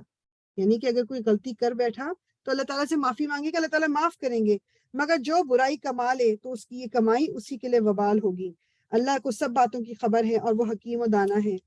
پھر جس نے کوئی خطا یا گناہ کر کے اس کا الزام کسی بے گناہ پر تھوپا ہو، یا اس نے تو کسی بے گناہ پر تھوپ دیا، اس نے تو بڑے بہتان اور سری گناہ کا بار سمیٹ لیا. اے نبی، اگر اللہ کا فضل تم پر نہ ہوتا اور اس کی رحمت تمہارے شامل حال نہ ہوتی تو ان میں سے ایک گروہ نے تو تمہیں غلط فہمی میں مبتلا کرنے کا فیصلہ کر ہی لیا تھا، حالانکہ در حقیقت وہ خود اپنے سوا کسی کو غلط فہمی میں مبتلا نہیں کر رہے تھے. بیسیکلی یہ تھا کہ کچھ مسلمان اور ایک یہودی کے درمیان یہ پرابلم ہو گئی تھی کہ وہ یہودی نے کی جو ایک زرہ کہتے ہیں نا، جو آپ کہہ لو کہ جو آرمر تھی یا ڈھال تھی جس سے آپ بچاتے ہو اپنے آپ کو جنگ میں، وہ کسی مسلمان نے کے پاس اس نے یا تو امانت کے طور پر رکھوائی تھی یا اس مسلمان نے چوری کر لی تھی. اور پھر یہ رسول کے پاس، وہ صلی اللہ علیہ وسلم کے پاس گئے تھے تو مسلمانوں کو یہ تھا کہ رسول اللہ تو ظاہری بات ہے مسلمانوں کے حق میں ہی فیصلہ کریں گے، مگر رسول اللہ ظاہری بات ہے کہ کوئی غلط فیصلہ کس طرح دیتے. انہوں نے مطلب مسلمانوں نے جا کے کچھ اس طرح کی باتیں کی کہ رسول اللہ شاید فیصلہ مسلمانوں کے حق میں دے دیتے، مگر مطلب ان کو حقیقت اللہ تعالیٰ نے بتا دی کہ پتہ ان کو وحی کے ذریعے پتہ چل گیا کہ حقیقت کیا ہے، اور انہوں نے فیصلہ یہودی کے حق میں کیا. ٹھیک ہے، کیونکہ وہ جھوٹ تو اللہ تعالیٰ وہ کیا کہہ رہے ہیں اس کے اندر کہ اگر ہمارا مطلب اللہ کا فضل تم پر نہ ہوتا اور اس کی رحمت تمہارے شامل حال نہ ہوتی تو ان میں سے ایک گروہ نے تمہیں غلط فہمی میں مبتلا کرنے کا فیصلہ کر ہی لیا تھا، حالانکہ در حقیقت وہ خود اپنے سوا کسی کو غلط فہمی میں مبتلا نہیں کر رہے تھے اور تمہارا کوئی نقصان نہ کر سکتے تھے. اللہ نے تم پر کتاب اور حکمت نازل کی ہے اور تم کو وہ کچھ بتایا ہے جو تمہیں معلوم نہ تھا، اور اس کا فضل تم پر بہت ہے. لوگوں کی خفیہ سرگوشیوں میں اکثر و بیشتر کوئی بھلائی نہیں ہوتی. ہاں، اگر کوئی پوشیدہ طور پر صدقہ و خیرات کی تلقین کرے یا کسی نیک کام کے لیے لوگوں کے معاملات میں اصلاح کرنے کے لیے کسی سے کچھ کہے تو یہ البتہ بھلی بات ہے. یعنی سرگوشیاں جب ہم کرتے ہیں نا، ایک محفل میں بیٹھے ہوئے آپس میں دو لوگ مل کے آہستہ آہستہ بات کریں، یہ تو سوشل ایٹیکیٹس کے بھی خلاف ہے، تو ہمارے دین نے بھی یہ منع کیا ہوا ہے. انٹل کہ کسی کو آپ سائڈ پہ لے جا کے کوئی ایک اچھی بات کر رہے ہو، ورنہ ظاہری بات ہے آپ دیکھو کہ اگر کسی کہتے ہیں نا 3 لوگ بیٹھے ہیں تو 2 لوگ آپس میں سرگوشی نہ کریں، میننگ چاہے آپ اس تھرڈ والے بندے کی بات نہ بھی کر رہے ہو، اس کے دل میں تو آئے گا نا خیال یہ کہ شاید میرے بارے میں کوئی بات ہو رہی ہے جو مجھے نہیں بتانا چاہ رہی ہے. اگر آپ کو کوئی بہت ہی پرائیویٹ بات اپنے اس بندے سے کرنی ہے تو علیحدگی میں کیجیے، کسی کے سامنے کیوں کرنی ہے، یا تو بعد میں کریں. تو اور یہ یقین کریں کہ مجھے بھی یہ بات بہت بری لگتی ہے، اکثر ہماری محفلوں میں یہ بات ہوتی ہے. کافی سارے لوگ جو ہم آئے ہوئے تو 2 لوگ بیٹھ کے آپس میں کر رہے ہیں، یا ایک بندہ چپ بیٹھا ہوا ہے، یا کسی کا خیال ہی نہیں کر رہے ہوتے دوسروں کا، اپنے اس میں لگے ہوتے. دس از رانگ. یہ اس سوسائٹی کے اس کے بھی خلاف ہے اور یہ دین کے خلاف سب سے پہلے ہے کہ اللہ تعالیٰ نے بھی یہ چیز کرنے کو ہمیں منع کیا ہوا ہے. اور جو کہ اللہ کی رضا جوئی کے لیے ایسا کرے گا اسے ہم بڑا اجر عطا کریں گے، مگر جو شخص رسول کی مخالفت پر کمر بستہ ہو اور اہل ایمان کی روش کے سوا کسی اور روش پر چلے، درا حال یہ کہ اس پر راہ راست واضح ہو چکی ہو، تو اس کو ہم اسی طرف چلائیں گے جدھر وہ خود پھر گیا، اور اسے جہنم میں جھونکیں گے جو بدترین جائے قرار ہے. اللہ کے یہاں بس شرک ہی کی بخشش نہیں ہے, اس کے سوا اور سب کچھ معاف ہو سکتا ہے جسے وہ معاف کرنا چاہے. جس نے اللہ کے ساتھ کسی کو شریک ٹھہرایا وہ تو گمراہی میں بہت دور نکل گیا. وہ اللہ کو چھوڑ کر دیویوں کو معبود بناتے ہیں. وہ اس باغی شیطان کو معبود بناتے ہیں جس کو اللہ نے لعنت زدہ کیا ہے. وہ اس شیطان کی اطاعت کر رہے ہیں جس نے اللہ سے کہا کہ میں تیرے بندوں میں سے ایک مقرر حصہ لے کر رہوں گا.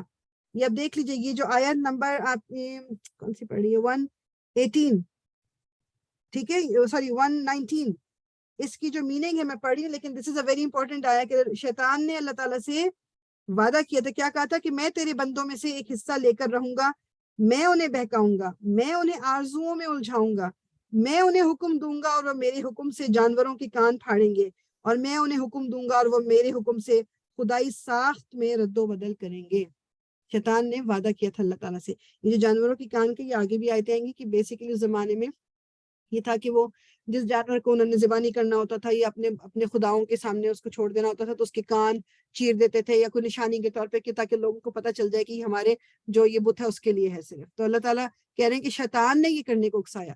پھر یہ جو یہ پارٹ ہے کہ خدائی ساخت میں رد و بدل, تو میں اور آپ ہی دیکھتے ہیں کہ نہیں دیکھتے کہ آج کل جو ہماری ناک نہیں کسی کو پسند, کسی کو اپنی آنکھیں نہیں پسند, کسی کو چیک بونس اوپر وہ کرانی ہے, کسی کو رنگ گورا کرانا ہے, کسی کو قد نہیں پسند. مطلب خدائی ساخت میں چینج لانے کے لیے ہم کتنے آرام سے ہم یہ تیار کرتے ہیں. اللہ تعالیٰ کیا کہہ رہا ہے کہ یہ شیطان نے مجھ سے کہا تھا, وعدہ کیا تھا کہ میں لوگوں سے ہی کرواؤں گا. وہ میں سن رہی تھی, مجھے بڑی اچھی یہ بات لگی. وہ رائٹر ہی ہے اور میرے دماغ سے ایک دم ان کا نام نکل گیا. پاکستانی ڈرامہ مطلب لکھتے ہیں, کیا کرتے ہیں, بہرحال نام بھول گئی ہوں, یاد آئے گا. تو وہ ایک بات انہوں نے کی کہ میں ایک اسکول میں, یعنی وہ گیا تھا کچھ بولنا تھا یا جو بھی کرنا تھا, تو میں نے وہاں پر پوچھا جو لڑکیاں تھیں ان سے کہ جو ورڈ میک اپ ہے, میک اپ کا اردو ترجمہ کیا, اردو ورڈ کیا, کیونکہ میک اپ تو انگلش کا ورڈ ہے. تو کہتے ہیں وہ مطلب کسی کو نہیں اس میں سمجھ آیا میک اپ کا کیا ورڈ کریں گے. تو کہتے ہیں میں نے ان کو پھر مطلب بتایا کہ میک اپ کا جو ایک لغت کے اعتبار سے, کیونکہ وہ تو اردو مطلب ان کی لینگویج جو بھی, تو وہ لغت کے اعتبار سے میک اپ کا مطلب یہ ہے کہ کمی کو پورا کرنا.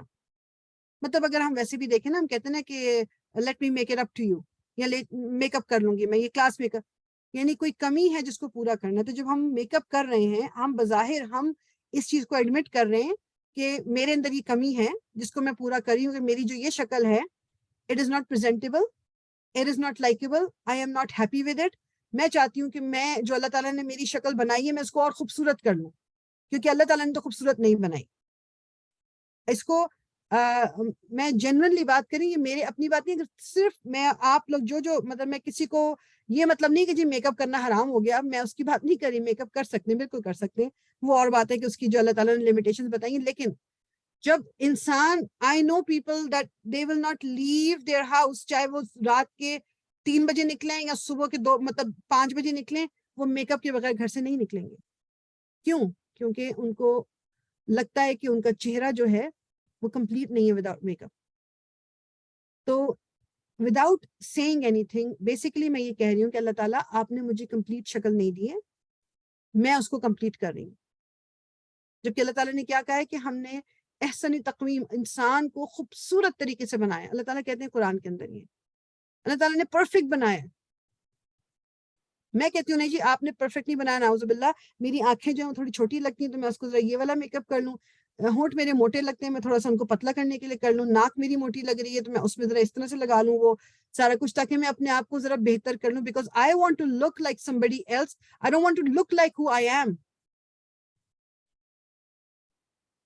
تو ضرور میک اپ ہم کریں, اپنے آپ کو, ہر انسان کو شوق ہوتا ہے, لیکن اپنے مائنڈ کو کمفرٹیبل کر لیں کہ اوکے کبھی اگر میں نے میک اپ نہیں بھی کیا تو آئی ایم اسٹل بیوٹیفل, کیونکہ مجھے اللہ تعالیٰ نے بنایا ہے. اور یہ ہمیں اپنی بچیوں کو بتانا ہے, یہ ایون بچوں کو بھی بتانا ہے, کیونکہ بچوں کو بھی ہم کانشیس کر دیتے ہیں. کسی کے بال زیادہ ہیں, کسی کے بال کم ہیں, کسی کے بازوؤں پہ بال ہیں, اس کے تو بازوؤں پہ اتنے بال ہیں. یعنی لڑکے جو ہیں وہ ویکسنگ کر رہے ہیں کیونکہ ان کے بال بہت زیادہ ہیں, یا ان کی بھویں بہت زیادہ ہیں, لائک وہ تھریڈنگ کر رہے ہیں. وہ لائک یہ چیزیں وقت کے ساتھ ساتھ ہم نے جو کی, یہ بہت سیریس بات ہے, اس کو بہت سیریس لینا ہے. جو اتنی زیادہ یہ انگزائٹی اور پریشانی لڑکیوں میں آ رہی, کیوں آ رہی؟ کیونکہ ان کو جو باڈی شیمنگ, اور ہم بعض دفعہ as a parent, as a mother, ہم لوگ کر رہے ہوتے ہیں اپنی بچیوں کے ساتھ. یہ ان کو ہم شو کر رہے ہوتے ہیں کہ نہیں you are incomplete without a make up, یا تم نے یہ کپڑے صحیح طرح نہیں پہنے. بعض ماؤں کو میں نے خود سنا ہے یہ تم کیا ڈھیلے ڈھالے کپڑے پہن لیتی ہو, موٹی لگتی ہو اس کے اندر, ذرا فٹڈ کپڑے پہنا کرو. یا تم نے کلر کون سا پہن لیا, بوڑھی لگ رہی ہو تم, ذرا صحیح لگو, تمہاری شادی نہیں ہوگی, تمہارے رشتے نہیں آئیں گے. تم نے یہ آئی ڈونٹ نو کہ میں ہوں صرف ایسی جس کو میں سنتی ہوں گی, لیکن آئی ایم پریٹی شیور مطلب بہت سے لوگ یہ باتیں سنتے ہوں گے جو ہم خود ہمارے خاندانوں میں اس طرح ہو رہا ہوتا ہے. اس کو صرف سوچیں تو صحیح کہ یہ بات ہو کیا رہی ہے. مطلب آپ کس چیز کو, اور اس چیز کو آپ ٹارگٹ بنا رہے ہو جو آپ کے کنٹرول میں بھی نہیں ہے. شکل اللہ تعالیٰ نے بنائی ہے, جسامت اللہ تعالیٰ نے بنائی ہے, میں نے نہیں چوز کی. میری رنگت اللہ تعالیٰ نے بنائی ہے, میں نے نہیں چوز کی. لوگ اپنے رنگ کو لے کے کانشیس ہو رہے ہوتے ہیں, اور پھر وہ ہمارے یہاں وہ ٹی وی پہ ایڈز آ کے فیئر اینڈ لولی کے اور اپنے رنگ کو گورا کرنے کے, کیونکہ رنگ کو گورا کرنے کی کریمیں اس لیے آ رہی ہے نا جی کیونکہ آپ کا رنگ اگر کم ہے تو that means you are not like آپ ٹھیک نہیں ہو, آپ کو اپنا رنگ گورا کرنا پڑے گا, آپ انسان نہیں ہو. کس نے اجازت دی, کس نے, کیوں نہیں ان چیزوں کو روکا گیا کہ ہمیں کیوں چاہیے گورا کرنے والی کریم ہے؟ وائی؟ مطلب کسی نے یہ سوال ہی نہیں کیا. گورنمنٹ کے لیول پہ بھی یہ چیزیں آ رہی ہیں سب کی, جی اپنے آپ کو فیئر اینڈ لولی. رشتے ایڈ تھا نا وہ جس میں رشتہ وہ چھوڑ کے چلے گئے, رشتہ آنے سے پہلے جی فیئر اینڈ لولی لگا لو, گوری ہوگی, اوہو جی فوراً رشتہ ہو گیا, شادی ہوگی. تو دس از سم تھنگ, اور یہ میں اور آپ اسپیشلی ہم بینگ فیمیلس, ہمیں یہ چینج لانا ہے, ہمیں سپورٹ کرنا ہے. اپنے گھر سے شروع کریں, اپنے آپ سے شروع کریں, پھر اپنے دوستوں میں, اپنے لوگوں میں, کہ you are perfect the way you are. کچھ کرنے کی ضرورت نہیں ہے. مطلب شوق سے کرنا ایک الگ بات ہے, اس لیے مت کرو کہ جی میں چونکہ خوبصورت نہیں ہوں تو میں میک اپ کروں گی تو اچھی لگوں گی, اس لیے نہیں کرنا ہمیں. ٹھیک ہے, زیادہ اس میں ہو گیا, لیکن دس از سم تھنگ جو ضرور سوچنا ہے, کیونکہ یہ شیطان نے کہا تھا کہ میں ان سے کہوں گا کہ وہ خدائی ساخت میں رد و بدل کریں گے. اس شیطان کو جس نے اللہ کے بجائے اپنا ولی اور سرپرست بنا لیا, وہ سری نقصان میں پڑ گیا. وہ ان لوگوں سے وعدے کرتا ہے اور انہیں امیدیں دلاتا ہے, مگر شیطان کے سارے وعدے سوائے فریب کے اور کچھ نہیں ہیں. ان لوگوں کا ٹھکانہ جہنم ہے, جس سے خلاصی کی کوئی صورت یہ نہ پائیں گے. رہے وہ لوگ جو ایمان لے آئیں اور نیک عمل کریں, تو انہیں ہم ایسے باغوں میں داخل کریں گے جن کے نیچے نہریں بہتی ہوں گی, اور وہ وہاں ہمیشہ ہمیشہ رہیں گے. یہ اللہ کا سچا وعدہ ہے, اور اللہ سے بڑھ کر کون اپنی ذات میں سچا ہوگا. انجام کار نہ تو تمہاری آرزوؤں پر موقوف ہے, نہ اہل کتاب کی آرزوؤں پر. جو بھی برائی کرے گا اس کا پھل پائے گا, اور اللہ کے مقابلے میں اپنے لیے کوئی حامی و مددگار نہ پا سکے گا. اور جو نیک عمل کرے گا, خواہ مرد ہو یا عورت, بشرط یہ کہ وہ مومن ہو, تو ایسے ہی لوگ جنت میں داخل ہوں گے, اور ان کو ذرا برابر حق تلفی نہ ہونے پائے گی. اس شخص سے بہتر اور کس کا طریقہ زندگی ہو سکتا ہے جس نے اللہ کے آگے سر کو جھکا دیا, سر تسلیم خم کر دیا, اور اپنا رویہ نیک رکھا, اور یکسو ہو کر ابراہیم کے طریقے کی پیروی کی, اس ابراہیم کے طریقے کی جسے اللہ نے اپنا دوست بنا لیا تھا. آسمانوں اور زمین میں جو کچھ ہے اللہ کا ہے, اور اللہ ہر چیز پر محیط ہے. لوگ تم سے عورتوں کے معاملے میں فتویٰ پوچھتے ہیں, کہو اللہ تمہیں ان کے معاملے میں فتویٰ دیتا ہے, اور ساتھ ہی وہ احکام بھی یاد دلاتا ہے جو پہلے سے تم کو اس کتاب میں سنائے جا رہے ہیں. یعنی وہ احکام جو ان یتیم لڑکیوں کے متعلق ہیں جن کے حق تم ادا نہیں کرتے, اور جن کے نکاح کرنے سے تم باز رہتے ہو, یا لالچ کی بنا پر تم خود ان سے نکاح کر لینا چاہتے ہو. اور وہ احکام جو ان بچوں کے متعلق ہیں جو بیچارے کوئی زور نہیں رکھتے. اللہ تمہیں ہدایت کرتا ہے کہ یتیموں کے ساتھ انصاف پر قائم رہو, اور جو بھلائی تم کرو گے وہ اللہ کے علم سے چھپی نہ رہ جائے گی. مطلب یہ میں نے پہلے بھی بتایا نا کہ غزوہ احد میں جس سے یتیم بچیاں آئی ہیں, اگر تو اب ان سے یا تو خود نکاح کر لو, یا ان کا نکاح کر دو, یا آپ سے اس لیے نہیں کر رہے کہ ان کی جائیداد چلی جائے گی. تو یہ تمام چیزیں اللہ تعالیٰ کی نظر میں ہیں.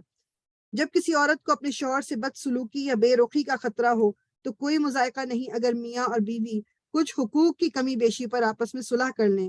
صلح بہرحال بہتر ہے.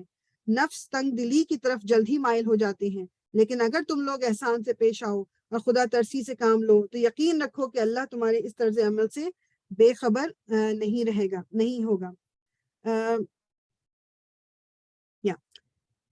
بیویوں کے درمیان پورا عدل کرنا تمہارے بس میں نہیں ہے, تم چاہو بھی تو اس پر قادر نہیں ہو سکتے. لہٰذا قانون الہی کا منشا پورا کرنے کے لیے یہ کافی ہے کہ ایک بیوی کی طرف اس طرح نہ جھک جاؤ کہ دوسری کو ادھر لٹکتا چھوڑ دو. اگر تم اپنا طرز عمل درست رکھو اور اللہ سے ڈرتے رہو تو اللہ چشم پوشی کرنے والا اور رحم فرمانے والا ہے.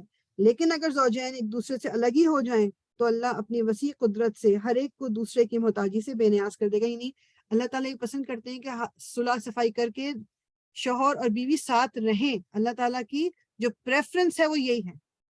مگر کوشش کر لی بہت عرصے اور پوری جنون کوشش کر کے بھی اگر ساتھ نہیں رہا جا رہا تو صلح صفائی کے ساتھ اگر الگ ہوتے ہیں تو اللہ تعالیٰ مطلب بعض دفعہ کچھ خواتین صرف اس وجہ سے بالکل ابیوسو مطلب فزیکل ابیوز چل رہا ہے اور وہ اس لیے نہیں الگ ہو رہی. کیوں؟ کیونکہ پھر فائنینشلی کیا کریں گے.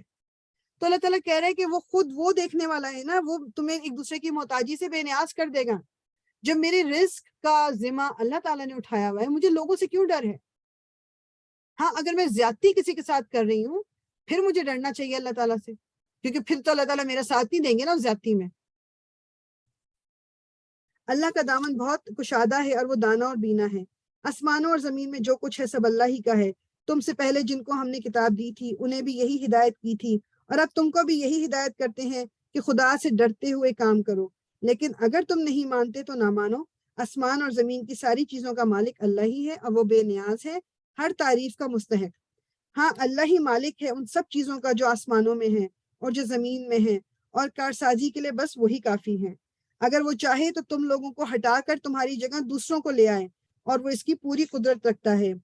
جو شخص محض ثواب دنیا کا طالب ہو اسے معلوم ہونا چاہیے کہ اللہ کے پاس ثواب دنیا بھی ہے اور ثواب آخرت بھی, اور اللہ سمیع و بصیر ہے. اے لوگوں جو ایمان لائے ہو, انصاف کے علم بردار اور خدا واسطے کی گواہ بنو. اگرچہ تمہارے انصاف اور تمہاری گواہی کی زد خود تمہاری اپنی ذات پر, ابھی بیسیکلی بڑی امپورٹنٹ آیت ہے یہ. اللہ تعالیٰ کیا فرمانے کی نہیں بیسیکلی اس میں بتائیں گے کہ سچ کا ساتھ دینا ہے, چاہے دوسری طرف تم خود ہی ہو یا تمہاری کوئی فیملی ممبر ہے یا تمہارا کوئی جاننے والا ہے. تمہیں کیا کرنا ہے کہ سچ انصاف اور تمہاری گواہی کی زد میں خود تمہاری اپنی ذات پر یا تمہارے والدین اور رشتہ داروں پر ہی کیوں نہ پڑتی ہو. یعنی زد اگر زد میں تمہاری اپنی ذات ہے, زد میں تمہارے والدین ہیں, زد میں تمہارے رشتہ دار ہیں, تمہیں پھر بھی سچ بولنا ہے. فریق معاملہ خواہ مالدار ہو یا غریب اللہ تم سے زیادہ ان کا خیر خواہ ہے. لہٰذا اپنی خواہش نفس کی پیروی میں عدل سے باز نہ رہو, اور اگر تم نے لگی لپٹی بات کہی یا سچائی سے پہلو بچایا تو جان رکھو کہ جو کچھ تم کرتے ہو اللہ کو اس کی خبر ہے.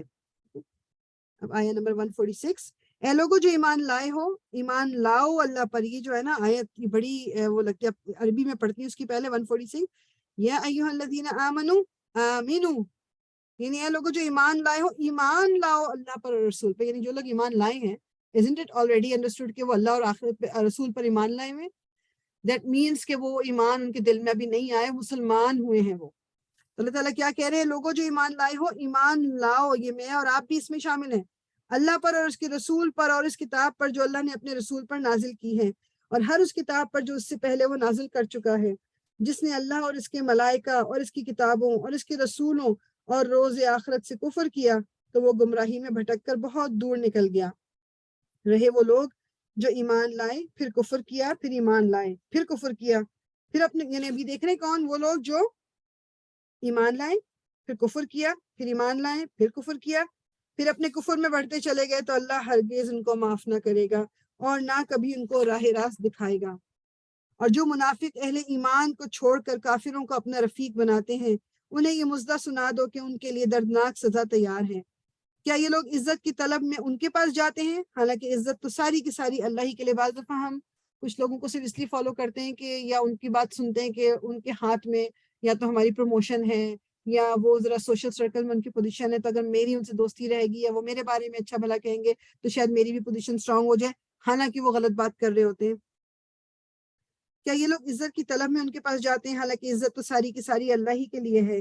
اللہ اس کتاب میں تم کو پہلے ہی حکم دے چکا ہے کہ جہاں تم سنو کہ اللہ کی آیات کے خلاف کفر بکا جا رہا ہے اور ان کا مذاق اڑایا جا رہا ہے, وہاں نہ بیٹھو جب تک کہ لوگ کسی دوسری بات میں نہ لگ جائیں, اور اگر تم ایسا کرتے ہو تو تم بھی انہی کی طرح ہو. ویری امپورٹنٹ آیا کہ کہیں آپ کسی محفل میں بیٹھے ہوئے اور آپ کو نظر آ رہا ہے کہ لوگ مذاق اڑا رہے ہیں آیات کا. یہ مذاق بول کے بھی اڑایا جا سکتا ہے, یہ مذاق ایکشن سے بھی اڑایا جا سکتا ہے, کوئی بھی طریقہ ہو سکتا ہے, تو پھر وہاں نہ بیٹھو. اگر وہاں بیٹھے ہو تو تم پھر انہی میں سے ہو. انہی میں شامل ہو۔ یقین جانو کہ اللہ منافقوں اور کافروں کو جہنم میں ایک جگہ جمع کرنے والا ہے۔ یہ منافق تمہارے معاملے میں انتظار کر رہے ہیں کہ اونٹ کس کروٹ بیٹھتا ہے۔ اگر اللہ کی طرف سے فتح تمہاری ہوئی تو آ کر کہیں گے کہ کیا ہم تمہارے ساتھ نہ تھے، اور اگر کافروں کا پلہ بھاری رہا تو ان سے کہیں گے کہ کیا ہم تمہارے خلاف لڑنے پر قادر نہ تھے اور پھر بھی ہم نے تم کو مسلمانوں سے بچایا۔ یعنی کہ ون ون سچویشن۔ منافق جو ہیں اگر مسلمان جیتیں گے تو مسلمانوں کے پاس آ جائیں گے کہ ہم تو مسلمان ہیں، تمہارے ساتھ ہیں۔ اگر کافر جیتیں گے تو کافر کے پاس جائیں گے کہ دیکھو ہم نے تو مسلمانوں کا ساتھ ہی نہیں دیا تمہارے اگینسٹ۔ تو بس اللہ ہی تمہارے اور ان کے درمیان کا معاملے کا فیصلہ قیامت کے روز کرے گا، اور اس فیصلے میں اللہ نے کافروں کے لیے مسلمانوں پر غالب آنے کی ہرگز کوئی سبیل نہیں رکھی۔ یہ منافق اللہ کے ساتھ دھوکہ بازی کر رہے ہیں، حالانکہ در حقیقت اللہ ہی نے انہیں دھوکے میں ڈال رکھا ہے۔ جب نماز کی، اب یہ منافقوں کی ایک کوالٹی آگے بیان ہونے جا رہی ہے، جب نماز کے لیے اٹھتے ہیں تو کس مساتے ہوئے محض لوگوں کو دکھانے کی خاطر اٹھتے ہیں اور خدا کو کم ہی یاد کرتے ہیں۔ کفر اور ایمان کے درمیان ڈاواں ڈول ہیں، نہ پورے اس طرف ہے نہ پورے اس طرف۔ جسے اللہ نے بھٹکا دیا اس کے لیے کوئی راستہ تم نہیں پا سکتے۔ یعنی نماز، آپ کو پتا ہے کہ وہ کہتے ہیں نا کچھ لوگ ہوں گے ان کی نمازیں ان کے منہ پر ماری جائیں گی بیکاز آف دیز ریزن، کہ یا تو وہ دکھاوے کے لیے نماز پڑھتے تھے، یا جب نماز کا ٹائم ہو گیا تو اچھا جی اٹھ رہے ہیں، سستی کر رہے ہیں، یا وٹ ایور دا ریزن۔ تو اللہ تعالیٰ ہمیں محفوظ رکھے، اللہ تعالیٰ ہمیں ان لوگوں میں شامل نہ کرے جسے نہ پورے اس طرف ہے نہ پورے اس طرف، جسے اللہ نے بھٹکا دیا ہو اس کے لیے تم کوئی راستہ نہیں پا سکتے۔ اے لوگوں جو ایمان لائے ہو، مومنوں کو چھوڑ کر کافروں کو اپنا رفیق نہ بناؤ۔ کیا تم چاہتے ہو کہ اللہ کو اپنے خلاف صریح حجت دے دو؟ یقین جانو کہ منافق جہنم کے سب سے نیچے طبقے میں جائیں گے اور تم کسی کو کہیں ان کا مددگار نہ پاؤ گے، البتہ جو ان میں سے تائب ہو جائیں اور اپنے طرز عمل کو اس کی اصلاح کر لیں اور اللہ کا دامن تھام لیں اور اپنے دین کو اللہ کے لیے خالص کرنے، ایسے لوگ مومنوں کے ساتھ ہیں، اور اللہ مومنوں کو ضرور اجر عظیم عطا فرمائے گا۔ آخر اللہ کو کیا پڑی ہے کہ تمہیں خواہ مخواہ سزا دے اگر تم شکر گزار بندے ہو۔ ایمان کی روش پر چلو، اللہ بڑا قدردان ہے اور سب کے حال سے واقف ہے۔ یعنی منافقوں کو دوزخ کے سب سے نچلے درجے میں ڈالا جائے گا، جہاں it will be the hottest. منافق کون ہے؟ کہ مطلب وہ دونوں طرف کو خوش رکھنا ہے، ادھر بھی ادھر بھی، دونوں طرف۔ تو اس طرح نہیں ہو سکتا۔ ادھر آپ اللہ کی راہ پہ، اب اللہ کی راہ پہ چلتے وقت مشکلات آئیں گی، اللہ کی راہ پہ چلتے وقت دل بھی ادھر ادھر ہوگا، کبھی ہم سے غلطیاں بھی ہوں گی، کبھی ہم گناہ بھی سرزد ہو جائیں گے، بٹ چونکہ ہمارا ٹارگٹ ایک ہی ہے، سامنے سیدھے راستے پہ جانا، وی ول آلویز کم بیک۔ لیکن اگر ہمارا ارادہ ہی نہیں ہے اس سیدھے راستے پہ چلنے کا، پھر تو ہمیں جو اٹریکشنز نظر آتی جائیں گی ہم اس کی طرف چلتے چلے جائیں گے، اور پھر وہی بات ہے کہ چاہے بظاہر ہم مسلمان ہوں، ہم ہیں غلط ہی، کیونکہ ہمارا ٹارگٹ ہی صحیح نہیں ہے، تو پھر ہم صحیح راستے پہ جائیں گے کیسے؟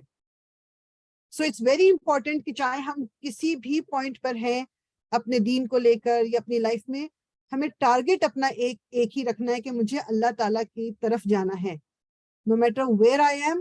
مجھے اس ڈیٹور لے کے، چاہے جی پی ایس مجھے کچھ بھی کر دے، مجھے جس طرح جب آپ جی پی ایس پہ ڈال دیتے ہو ایک ڈیسٹینیشن، تو پھر چاہے آپ بیچ میں غلط وہ ایگزٹس بھی لیتے رہو، کچھ بھی، وہ آپ کو کیا کہتے ہیں کہ ری راؤٹنگ کر کے وہ آپ کو اس ڈیسٹینیشن پہ پہنچا دیتا ہے جی پی ایس جو ہے۔ تو میرا اور آپ کا جی پی ایس یہ قرآن ہے، no matter what we do. اگر ہم اس قرآن کو مضبوطی سے تھام لیں گے، اس قرآن کے ساتھ اپنا تعلق اسٹرانگ رکھیں گے، تو چاہے جو بھی غلطیاں ہم کریں گے ہم واپس ضرور پہنچیں گے اس طرف، ٹھیک ہے؟ تو اپنے آپ کو مضبوطی سے، قرآن کو مضبوطی سے ہم نے تھام کے رکھنا ہے۔ اچھا جی، ابھی ہم چھٹا جز شروع کر رہے ہیں، ابھی چل سورہ نساء ہی رہی ہے۔ اللہ اس کو پسند نہیں کرتا کہ آدمی بدگوئی پر زبان کھولے، اللہ یہ بدگوئی مینس بری بات پہ، مطلب اپنے کسی کے بارے میں بری بات کرنا، کہ آدمی بدگوئی پر زبان کھولے، اللہ یہ کہ کسی پر ظلم کیا گیا ہو، اور اللہ سب کچھ سننے اور جاننے والا ہے۔ مظلوم ہونے کی صورت میں اگرچہ تم کو بدگوئی کا حق ہے، لیکن اگر تم ظاہر و باطن میں بھلائی ہی کیے جاؤ یا کم از کم برائی سے درگزر کرو، تو اللہ کی صفت بھی یہی ہے کہ وہ بڑا معاف کرنے والا، حالانکہ سزا دینے پر پوری قدرت رکھتا ہے۔ یعنی کسی نے آپ کے ساتھ زیادتی کی ہے تو اللہ تعالیٰ نے الاؤ کیا ہے کہ اس کے بارے میں کسی کو جا کے بول سکتے ہو کہ بھائی اس نے میرے ساتھ یہ کیا ہے، مجھے ہیلپ چاہیے، یا مجھے بتاؤ کہ میں کیا کروں، دس از جسٹیفائڈ۔ لیکن اس سے بھی بڑی چیز کیا ہے کہ اللہ تعالیٰ کہہ رہے ہیں کہ اس کو آپ چپ کر جاؤ، اس کو چھپا جاؤ، کیونکہ اللہ تعالیٰ یہی کرتے ہیں نا۔ اللہ تعالیٰ اگر وہ کہتے ہیں مطلب یعنی اللہ تعالیٰ سے ہم چاہتے ہیں نا کہ اللہ تعالیٰ ہمارے گناہوں کو چھپا لے، کیونکہ اگر ہماری جو چیزیں ہم اکیلے میں کرتے ہیں یا جو ہمارے ارد گرد کے لوگوں کو پتہ نہیں ہے، میری جو عادتیں بھی پتہ نہیں ہے، اگر اللہ تعالیٰ ان کو کھول دے تو پھر میرا آپ کا کیا بنے گا؟ تو اسی طرح کسی دوسرے کی بات کو بھی اگر چھپا جائیں گے تو اللہ تعالیٰ کی طرف سے اجر بہت زیادہ ہے. لیکن اگر ہم اس کے بارے میں کسی کو صرف اس لیے بتا رہے ہیں کہ آپ کو کوئی مشورہ چاہیے، اس سے لوگ جو لوگ اللہ اور اس کے رسولوں سے کفر کرتے ہیں اور چاہتے ہیں کہ اللہ اور اس کے رسولوں کے درمیان تفریق کریں اور کہتے ہیں کہ ہم کسی کو مانیں گے اور کسی کو نہ مانیں گے اور کفر اور ایمان کے بیچ میں ایک راہ نکالنے کا ارادہ رکھتے ہیں، وہ سب پکے کافر ہیں. اور ایسے کافروں کے لیے ہم نے وہ سزا مہیا کر رکھی ہے جو انہیں ذلیل و خوار کر دینے والی ہوگی. بخلاف اس کے جو لوگ اللہ اور اس کے تمام رسولوں کو مانیں اور ان کے درمیان تفریق نہ کریں، ان کو ہم ضرور ان کے اجر عطا کریں گے، اور اللہ بڑا درگزر فرمانے والا اور رحم کرنے والا ہے. یہ اہل کتاب اگر آج تم سے مطالبہ کر رہے ہیں کہ تم آسمان سے کوئی تحریر ان پر نازل کراؤ تو اس سے بڑھ چڑھ کر مجرمانہ مطالبے یہ پہلے موسیٰ سے کر چکے ہیں. اس سے تو انہوں نے کہا تھا کہ ہمیں خدا کو اعلانیہ دکھا دو، اور اسی سرکشی کی وجہ سے یکایک ان پر بجلی ٹوٹ پڑی تھی. پھر انہوں نے بچڑے کو اپنا معبود بنا لیا، حالانکہ یہ کھلی کھلی نشانیاں دیکھ چکے تھے. اس پر بھی ہم نے ان سے درگزر کیا.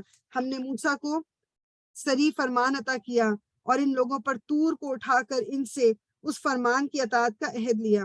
ہم نے ان کو حکم دیا کہ وہ دروازوں میں سجدہ ریز ہوتے ہوئے داخل ہوں. ہم نے ان سے کہا کہ سب کا قانون نہ توڑو، اور اس پر ان سے پختہ عہد لیا.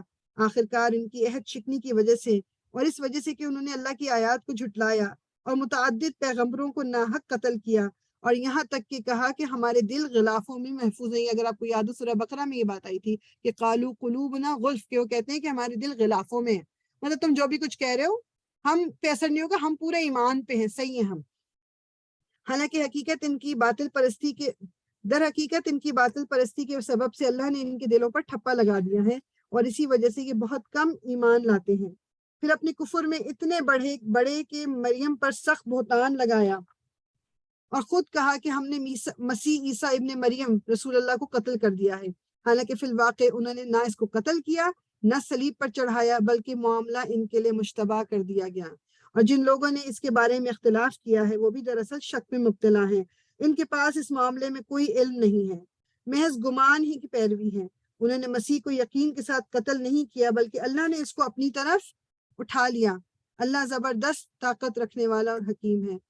اور اہل کتاب میں سے کوئی ایسا نہ ہوگا جو اس کی موت سے پہلے اس پر ایمان نہ لے آئے گا، اور قیامت کے روز وہ اس پر گواہی دے گا. غرض ان یہودی بن جانے والوں کے اسی ظالمانہ رویے کی بنا پر، یعنی کہ اینڈ آف دا ٹائم جب حضرت عیسیٰ نے دوبارہ آنا ہے، اور مطلب یہ نہیں کہتے ہیں کہ کوئی بھی ایسا نہیں ہوگا جو اپنی موت سے پہلے عیسیٰ علیہ السلام پر ایمان نہ لے آئے، یعنی اینڈ آف دا ٹائم. ٹھیک ہے. غرض ان یہودی بن جانے والوں کے اس ظالمانہ رویے کی بنا پر، اور اس بنا پر کہ یہ بکثرت اللہ کے راستے سے روکتے ہیں اور سود لیتے ہیں جس سے انہیں منع کیا گیا تھا، اور لوگوں کے مال ناجائز طریقوں سے کھاتے ہیں، ہم نے بہت سی وہ پاک چیزیں ان پر حرام کر دیں جو پہلے ان کے لیے حلال تھیں. اور جو لوگ ان میں سے کافر ہیں ان کے لیے ہم نے دردناک عذاب تیار کر رکھا ہے. مگر ان میں جو لوگ پختہ علم رکھنے والے ہیں اور ایماندار ہیں، وہ سب اس تعلیم پر ایمان لاتے ہیں جو تمہاری طرف نازل کی گئی ہے اور جو تم سے پہلے نازل کی گئی تھی. اس طرح کے ایمان لانے والے اور نماز اور زکوٰۃ کی پابندی کرنے والے اور اللہ اور روز آخر پر سچا عقیدہ رکھنے والے لوگوں کو ہم ضرور اجر عظیم عطا کریں گے. اے محمد، ہم نے تمہاری طرف اسی طرح وحی بھیجی ہے جس طرح نوح اور اس کے بعد کے پیغمبروں کی طرف بھیجی تھی. ہم نے ابراہیم، اسماعیل، اسحاق، یعقوب اور اولاد یعقوب، عیسیٰ، ایوب، یونس، ہارون اور سلیمان علیہ السلام کی طرف وحی بھیجی. ہم نے داؤد کو زبور دی. ہم نے ان رسولوں پر بھی وحی نازل کی جن کا ذکر ہم اس سے پہلے تم سے کر چکے ہیں، اور ان رسولوں پر بھی جن کا ذکر تم سے نہیں کیا. ہم نے موسیٰ سے اس طرح گفتگو کی جس طرح گفتگو کی جاتی ہے، یعنی حضرت موسیٰ کو کہا جاتا ہے نا کلیم اللہ، میننگ کہ اللہ تعالیٰ نے ڈائریکٹ حضرت موسیٰ سے بات کی تھی. یہ سارے رسول خوشخبری دینے والے اور ڈرانے والے بنا کر بھیجے گئے تھے تاکہ ان کو مبعوث کر دینے کے بعد لوگوں کے پاس اللہ کے مقابلے میں کوئی حجت نہ رہے. اور اللہ بہرحال غالب رہنے والا اور حکیم و دانا ہے. لوگ نہیں مانتے تو نہ مانے، مگر اللہ گواہی دیتا ہے کہ جو کچھ اس نے تم پر نازل کیا ہے اپنے علم سے نازل کیا ہے، اور اس پر ملائکہ بھی گواہ ہیں، اگرچہ اللہ کا گواہ ہونا بالکل کفایت کرتا ہے. جو لوگ اس بات کو ماننے سے خود انکار کرتے ہیں اور دوسروں کو خدا کے راستے سے روکتے ہیں، یقیناً گمراہی میں حق سے بہت دور نکل گئے ہیں۔ اور اس طرح جن لوگوں نے کفر و بغاوت کا طریقہ اختیار کیا اور ظلم و ستم پر اتار آئے، اللہ ان کو ہرگز معاف نہ کرے گا، اور انہیں کوئی راستہ سوائے جہنم کے راستے کے نہ دکھائے گا جس میں وہ ہمیشہ رہیں گے۔ اللہ کے لیے کوئی مشکل کام نہیں ہے۔ لوگوں، یہ رسول تمہارے پاس رب کی طرف سے حق لے کر آ گیا ہے، ایمان لے آؤ، تمہارے لیے یہی بہتر ہے، اور اگر انکار کرتے ہو تو جان لو کہ آسمانوں اور زمین میں جو کچھ ہے سب اللہ کا ہے، اور اللہ علیم بھی ہے اور حکیم بھی۔ اے اہل کتاب، اپنے دین میں غلو نہ کرو اور اللہ کی طرف حق کے سوا کوئی بات منسوب نہ کرو۔ یہ غلو کرنا کا مطلب ہوتا ہے، جو کہ ہمارے یہاں بھی آج کل ہوتا ہے، کہ دین کے نام پہ چیزوں کو ایکسٹریم پہ لے جانا، جیسا انہوں نے حضرت عیسیٰ کے معاملے میں غلو کیا کہ ان کو خدا کا درجہ دے دیا۔ ہمارے یہاں بھی ہم غلو کیا کرتے ہیں کہ حضرت حضور صلی اللہ علیہ وسلم کو لے کے ہم نے بھی بس ایک خدا ہی نہیں کہا ان کو، لیکن ہم نے بھی وہ درجہ دے دیا جو اللہ تعالیٰ نے ان کو نہیں دیا تھا۔ یا دین میں پھر بعض دفعہ ایسی مشکلات پہ، جیسے ہم سمپل ایگزامپل سے میں پہلے بھی بات کر چکی نا، کہ جو چیزیں دین کا حصہ نہیں تھی، ہمارے کلچر کا حصہ تھی، ہم نے اس میں بھی دین کا لا کے تو ہم نے غلو، مطلب ایکسٹریم پہ چلے جانا، ایک ایسی چیز کرنا جو دین کا حصہ نہیں ہے۔ تو اللہ کی طرف سے کوئی ایسی بات منسوب نہ کرو۔ مسیح عیسیٰ ابن مریم اس کے سوا کچھ نہ تھا کہ اللہ کا ایک رسول تھا اور ایک فرمان تھا جو اللہ نے مریم کی طرف بھیجا، اور ایک روح تھی جو اللہ کی طرف سے، جس نے مریم کے رحم میں بچے کی شکل اختیار کی۔ بس تم اللہ اور اس کے رسولوں پر ایمان لاؤ اور نہ کہو کہ تین ہیں۔ یہ جو ٹرینٹی کا کانسیپٹ ہے نا، اس کے بارے میں بات ہے۔ نہ کہو کہ تین ہیں، باز آ جاؤ، یہ تمہارے ہی لیے بہتر ہے۔ اللہ تو بس ایک ہی خدا ہے، وہ بالاتر ہے اس سے کہ کوئی اس کا بیٹا ہو۔ زمین اور آسمانوں کی ساری چیزیں اس کی ملک ہیں، اور ان کی کفالت و خبرگیری اس کے لیے بس وہی کافی ہے۔ مسیح نے کبھی اس بات کو عار نہیں سمجھا کہ وہ اللہ کا ایک بندہ ہو۔ اللہ کا ایک بندہ ہو، اور نہ مقرب ترین فرشتے اس کو اپنے لیے عار سمجھتے ہیں، مگر اگر کوئی اللہ کی بندگی کو اپنے لیے عار سمجھتا ہے تو تکبر کرتا ہے۔ تو ایک وقت آئے گا جب اللہ سب کو گھیر کر اپنے سامنے حاضر کرے گا۔ اس وقت وہ لوگ جنہوں نے ایمان لا کر نیک طرز عمل اختیار کیا اپنے اجر پورے پائیں گے، اور اللہ اپنے فضل سے ان کو مزید اجر عطا فرمائے گا۔ اور جن لوگوں نے بندگی کو عار سمجھا اور تکبر کیا ہے ان کو اللہ دردناک سزا دے گا۔ اور اللہ کے سوا جن کی سرپرستی اور مددگاری پر وہ بھروسہ کرتے تھے، ان میں سے کسی کو بھی وہ وہاں نہ پائیں گے۔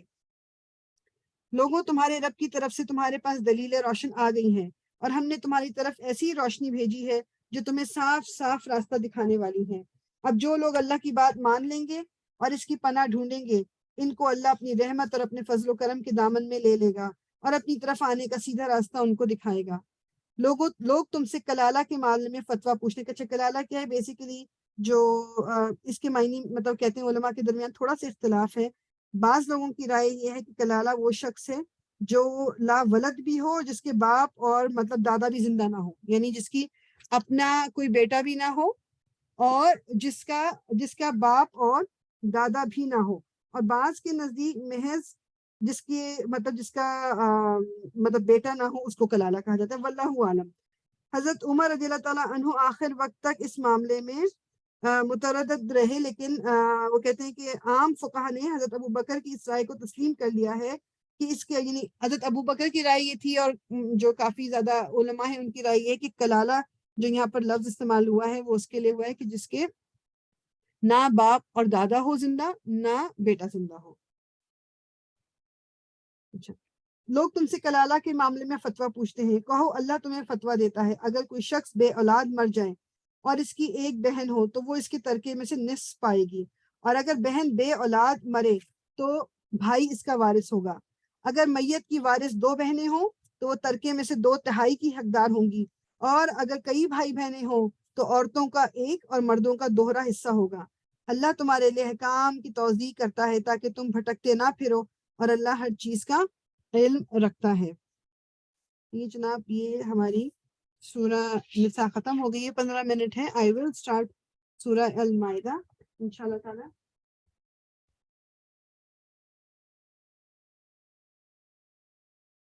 سورہ مائدہ جو ہے یہ بھی آپ کی جو مدنی سورہ ہے، اور یہ بیسیکلی ایک واقعہ ہوا تھا سیرہ میں، صلح حدیبیہ کا، وہ ہوا تھا 6th year of the ہجرہ۔ تو وہ کہتے ہیں کہ اس کے بعد یہ نازل ہوئی ہے ادھر 6 ہجری یا 7 ہجری کے شروع میں، واللہ عالم، لیکن بیسیکلی وہ مطلب اراؤنڈ دیٹ ٹائم سورہ مائدہ جو ہے، مائدہ کا مطلب ہے دسترخوان، ٹھیک ہے، لیکن اب یہ مطلب نہیں کہ اس میں پورا اسی کا ذکر ہے، لیکن دس از بیسیکلی وہ کہتے ہیں کہ جو یہ ہم نے پچھلی سورہ پڑھی سورہ نساء، اور اس سے پہلے جو سورہ آل عمران پڑھی ہے، تو حالات کافی تیزی سے چینج ہو رہے تھے. غزوہ احد کے بعد مسلمانوں کو جو غم پہنچا تھا، جو سچویشن ہو رہی تھی، سارا کچھ کافی مشکل ہوتا چلا جا رہا تھا. تو بیسیکلی آپ اس کا ذکر بھی اس میں دیکھیں گے انشاءاللہ تعالیٰ. تو شروع کرتے ہیں. اعوذ باللہ من الشیطان الرجیم، بسم اللہ الرحمن الرحیم. ایک آیت میں بس اس کی عربی پڑھ دیتی ہوں. یا ایھا الذین آمنوا اوفوا بالعقود وحلت لكم بهيمة الأنعام إلا ما يتلى عليكم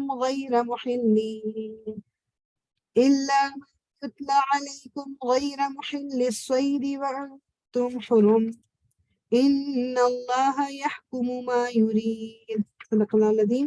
اے لوگوں جو ایمان لائے ہو، بندشوں کی پوری پابندی کرو، یعنی کہ جو بندشوں کا مطلب کیا ہے کہ جو اللہ تعالیٰ نے قید لگائی ہے، جو حدود بتائی ہیں، ان کو فالو کرو. تمہارے لیے مویشی کی قسم کے سب جانور حلال کیے گئے. اس میں ہمیں حلال حرام کا بھی ملے گا. تمہارے لیے مویشی کی قسم کے سب جانور حلال کیے گئے سوائے ان کے جو آگے چل کر تم کو بتائے جائیں گے، لیکن احرام کی حالت میں شکار کو اپنے لیے حلال نہ کرو، بے شک اللہ جو چاہتا ہے حکم دیتا ہے. اے لوگوں جو ایمان لائے ہو، خدا پرستی کی نشانیوں کو بے حرمت نہ کرو. بیسیکلی اس کا مطلب یہ ہے کہ وہ جو ہر وہ چیز جو کسی مسلک یا عقیدے یا طرز فکر و عمل یا کسی مطلب یہ نہیں جس کو دیکھ کے آپ کہیں کہ جی یہ مسلک والے اس طرح کرتے ہیں یا یہ مسلک والے اس طرح کرتے ہیں، تو اس میں ان کے خلاف نہ جائیں. مطلب یہ نہیں ضروری کہ آپ ان کو ماننے لگیں. چاہے جیسے فار ایگزامپل کچھ لوگوں، اب آپ دیکھیں پاکستان میں ہے کہ وہ جی ہری پگڑیاں پہنتے ہیں، یا کچھ لوگ جو کالی پہنتے ہیں یا کچھ اور، تو اب یہ کہتے ہیں ان کے بارے میں بری بری باتیں کرتے رہنا یا پگڑیوں کو کچھ کہنا یا نشانیوں کو کچھ کہنا، یہ اللہ تعالیٰ منع فرما رہے ہیں. اے لوگوں جو ایمان لائے ہو، خدا پرستی کی نشانیوں کو بے حرمت نہ کرو، نہ حرام مہینوں میں سے کسی کو حلال کر لو، نہ قربانی کے جانوروں پر دست درازی کرو، نہ ان جانوروں پر ہاتھ ڈالو جن کی گردنوں میں نظر خداوندی کی علامت کے طور پر پٹے پڑے ہوئے ہوں. یعنی بیسیکلی جب جیسے حج کے لیے جاتے تھے یا قربانی کے لیے کوئی مسلمانوں نے بھی کچھ جانور کو رکھنا ہوتا تھا تو وہ اس کے گلے میں پٹا سے ڈال دیتے تھے تاکہ لوگوں کو پتہ چل جائے یہ اللہ کے نام پہ اس کی قربانی ہوگی. اب ان لوگوں کو چھیڑو جو اپنے رب کے فضل اور اس کی خوشنودی کو تلاش میں مکان محترم یعنی کعبے کی طرف جا رہے ہوں. ہاں، جب احرام کی حالت ختم ہو جائے تو شکار تم کر سکتے ہو. اور دیکھو، ایک گروہ نے جو تمہارے لیے مسجد حرام کا راستہ بند کر دیا ہے، تو اس پر تمہارا غصہ تمہیں اتنا مشتعل نہ کر دے کہ تم بھی ان کے مقابلے میں ناروا زیادتیاں کرنے لگو. نہیں، جو کام نیکی اور خدا ترسی کے ہیں ان میں سب سے تعاون کرو، اور جو گناہ اور زیادتی کے کام ہیں ان میں کسی سے تعاون نہ کرو. اللہ سے ڈرو، اس کی سزا بہت سخت ہے. تو دس از اگین، یہ جو عربی ہے کیا ہے، وَتَعَاوَنُوا عَلَى الْبِرِّ وَالتَّقْوَى وَلَا تَعَاوَنُوا عَلَى الْإِثْمِ وَالْعُدْوَانِ وَاتَّقُوا اللَّهَ. یعنی کسی سے اچھائی کے معاملے میں تو کسی کو سپورٹ کرو، کوئی غلط کام کر رہا ہے تو اس کو سپورٹ نہ کرو. اگین یہ ہمارے خاندانوں میں ہوتا ہے، ہماری فیملی میں، ہمارے فرینڈز میں ہوتا ہے کہ ہم نے کسی کا ساتھ دینا ہوتا ہے کیونکہ وہ ہمارا دوست ہے یا ہماری فیملی کا ممبر ہے، چاہے وہ غلطی پر ہوتا ہے. تو اللہ تعالیٰ کیا کہنے کہ اچھائی میں ساتھ دو، برائی میں ساتھ مت دو. تم پر حرام کیا گیا مردار، یعنی مردار مین جس کو ذبح نہ کیا گیا ہو، جو خود ہی مر گیا. تم پر حرام کیا گیا مردار، خون، سور کا گوشت، وہ جانور جو خدا کے سوا کسی اور کے نام پر ذبح کیا گیا ہو، وہ جو گلا گھونٹ کر یا چوٹ کھا کر یا بلندی سے گر کر یا ٹکر کھا کر مرا ہو، یا جسے کسی درندے نے پھاڑا ہو، سوائے اس کے جسے تم نے زندہ پا کر ذبح کر لیا. جیسے کسی درندے نے کسی حلال جانور کو چیر پھاڑ کر دیا، لیکن وہ حلال جانور ابھی زندہ ہے جب آپ کو ملا، اب اس وقت اگر آپ اس پہ چھری پھیر لو اللہ کا نام لے کے تو وہ پھر حلال ہو جائے گا. اور وہ جو کسی آستانے پر ذبح کیا گیا ہو، یعنی یہ جو ہے حرام کر دیا کسی آستانے میں، مینی کسی کا نام لے کے کہ جی یہ اس کے نام کا ہے، یہ وہ بھی حرام ہو گیا. نیز یہ بھی تمہارے لیے ناجائز ہے کہ 500 کے ذریعے سے اپنی قسمت معلوم کرو. یہ سب افعال فسق ہیں. آج کافروں کو تمہارے دین کی طرف سے پوری مایوسی ہو چکی ہے، لہٰذا تم اس سے نہ ڈرو، بلکہ ان سے نہ ڈرو بلکہ مجھ سے ڈرو. آج میں نے تمہارے دین کو تمہارے لیے مکمل کر دیا. یہ کہتے ہیں کچھ کے مطابق ہے کہ یہ آخری آیات میں سے ہے. الیوم اکملت لکم دینکم واتممت علیکم نعمتی وردیت لکم الاسلام دینا. آج کے دن میں نے اپنا دین تم پہ مکمل کر دیا، اپنی نعمت تم پہ مکمل کر دی، پوری کر دی، اور تمہارے لیے دین اسلام کو پسند کر لیا۔ اس آیت کو پھر لے کے علماء بھی ایکسپلین کرتے ہیں کہ پھر جب دین مکمل ہو گیا قرآن کی صورت میں، پھر مجھے اور آپ کو کیوں ضرورت ہے کہ اس دن کا روزہ رکھ لو، اس دن کی عبادت کر لو، اس مزار پہ یہ کر لو، یا اتنی دفعہ یہ پڑھ لو، کیوں ایسی ضرورت پڑتی ہے ہمیں؟ ابھی شعبان کو لے کے بھی بہت کچھ ہے، ٹھیک ہے، ہر ایک کا اپنا ویو ہوگا۔ I am only talking about کہ جو علماء، میجورٹی آف دا علماء جنہوں نے بیسس دیے کہ کوئی بھی اوتھینٹک حدیث نہیں ملتی جس میں رسول اللہ نے کہا گیا ہو کہ اسپیشلی اس دن کا روزہ رکھنا یا اس رات کی اسپیشل عبادت۔ ویسے ہی رسول اللہ صلی اللہ علیہ وسلم ہر مہینے کے جو درمیانی دن ہوتے تھے 13، 14، 15 اس کا روزہ آپ رکھا کرتے تھے، اور شعبان کے مہینے میں تو ویسے ہی آپ روزے زیادہ رکھتے تھے، اور اس مہینے کی ویسی اوور آل برکت ہے وہ اپنی جگہ ہے۔ لیکن یہ سوچ کے کہ یہ شب برات جس کو ہم کہتے ہیں، ہمارے یہاں حلوے پکائے جاتے ہیں، ہمارے یہاں نیاز دی جاتی ہے، اس کا دین سے کوئی تعلق نہیں ہے، نتھنگ، کچھ بھی نہیں ہے۔ تو اس کو کہتے ہیں غلو، جو ابھی پیچھے پڑھ کے آئے ہیں، اور اس کو کہتے ہیں بدعت۔ تو ایک بات مجھے سمجھ نہیں آتی کہ اگر ذرا سا بھی چانس ہے کسی عبادت کا بدعت ہونا، تو میں اس کو کیوں نہیں چھوڑ دیتی، کیونکہ وہ فرض تو نہیں ہے میرے پر۔ مطلب کوئی بھی یہ نہیں کہتا کہ جی جو شعبان کی 15ویں ہے اس پہ روزہ رکھنا فرض ہے یا اس پہ عبادت کرنا فرض ہے، کوئی نہیں کہتا، سب نفل ہی کہتے ہیں اس کو۔ تو اگر میں وہ نفل چھوڑ بھی دوں گی اور جا کے قیامت کے دن مجھے پتا چلا کہ جی یہ تو نفل تھی، یہ تو حقیقت تھی، تو مجھے گناہ نہیں ملے گا۔ لیکن اگر میں نے اس کو عبادت سمجھ کے کر لیا اور یہ بدعت نکلی تو پھر تو گناہ ملے گا۔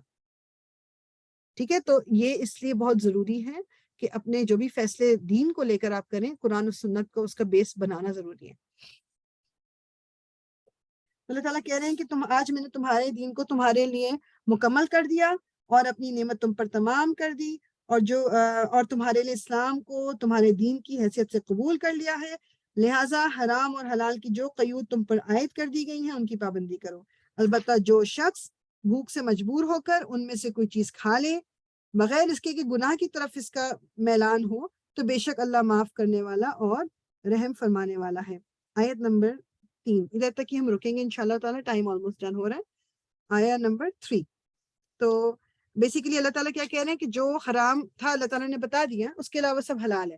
لیکن بعض دفعہ کوئی سچویشن ایسی ہو سکتی ہے کہ کسی ایسی جگہ آپ ہیں اور مطلب کچھ مل ہی نہیں رہا کھانے کو، اور جو مل رہا ہے وہ حرام ہے، تو اتنا کھا لینا کہ جو زندگی کو بچانے کے لیے ضروری ہے، اٹ از اوکے، اس پہ ہماری کوئی پکڑ نہیں ہے، لیکن اتنا ہی کھانا۔ اب یہ نہیں کہ اس کو ہم نے بیٹھ کے پھر انجوائے کرنا شروع کر دیں کہ اچھا جی بلاؤ تو ہو گیا مجھے، تو میں اب جتنا ذرا پیٹ بھر کے کھا لوں، نہیں، اس میں اس کو برا سمجھتے ہوئے ہی کھانا ہے۔ ٹھیک ہے، تو انشاءاللہ تعالیٰ یہی اینڈ کرتے ہیں۔ سبحانک اللہم و بحمدک، نشہد ان لا الہ الا انت، نستغفرک ونتوب الیک، ربنا تقبل منا انک انت السمیع العلیم وتب علینا انک انت التواب الرحیم۔ الصلاۃ والسلام علی رسول اللہ، الحمد للہ رب العالمین۔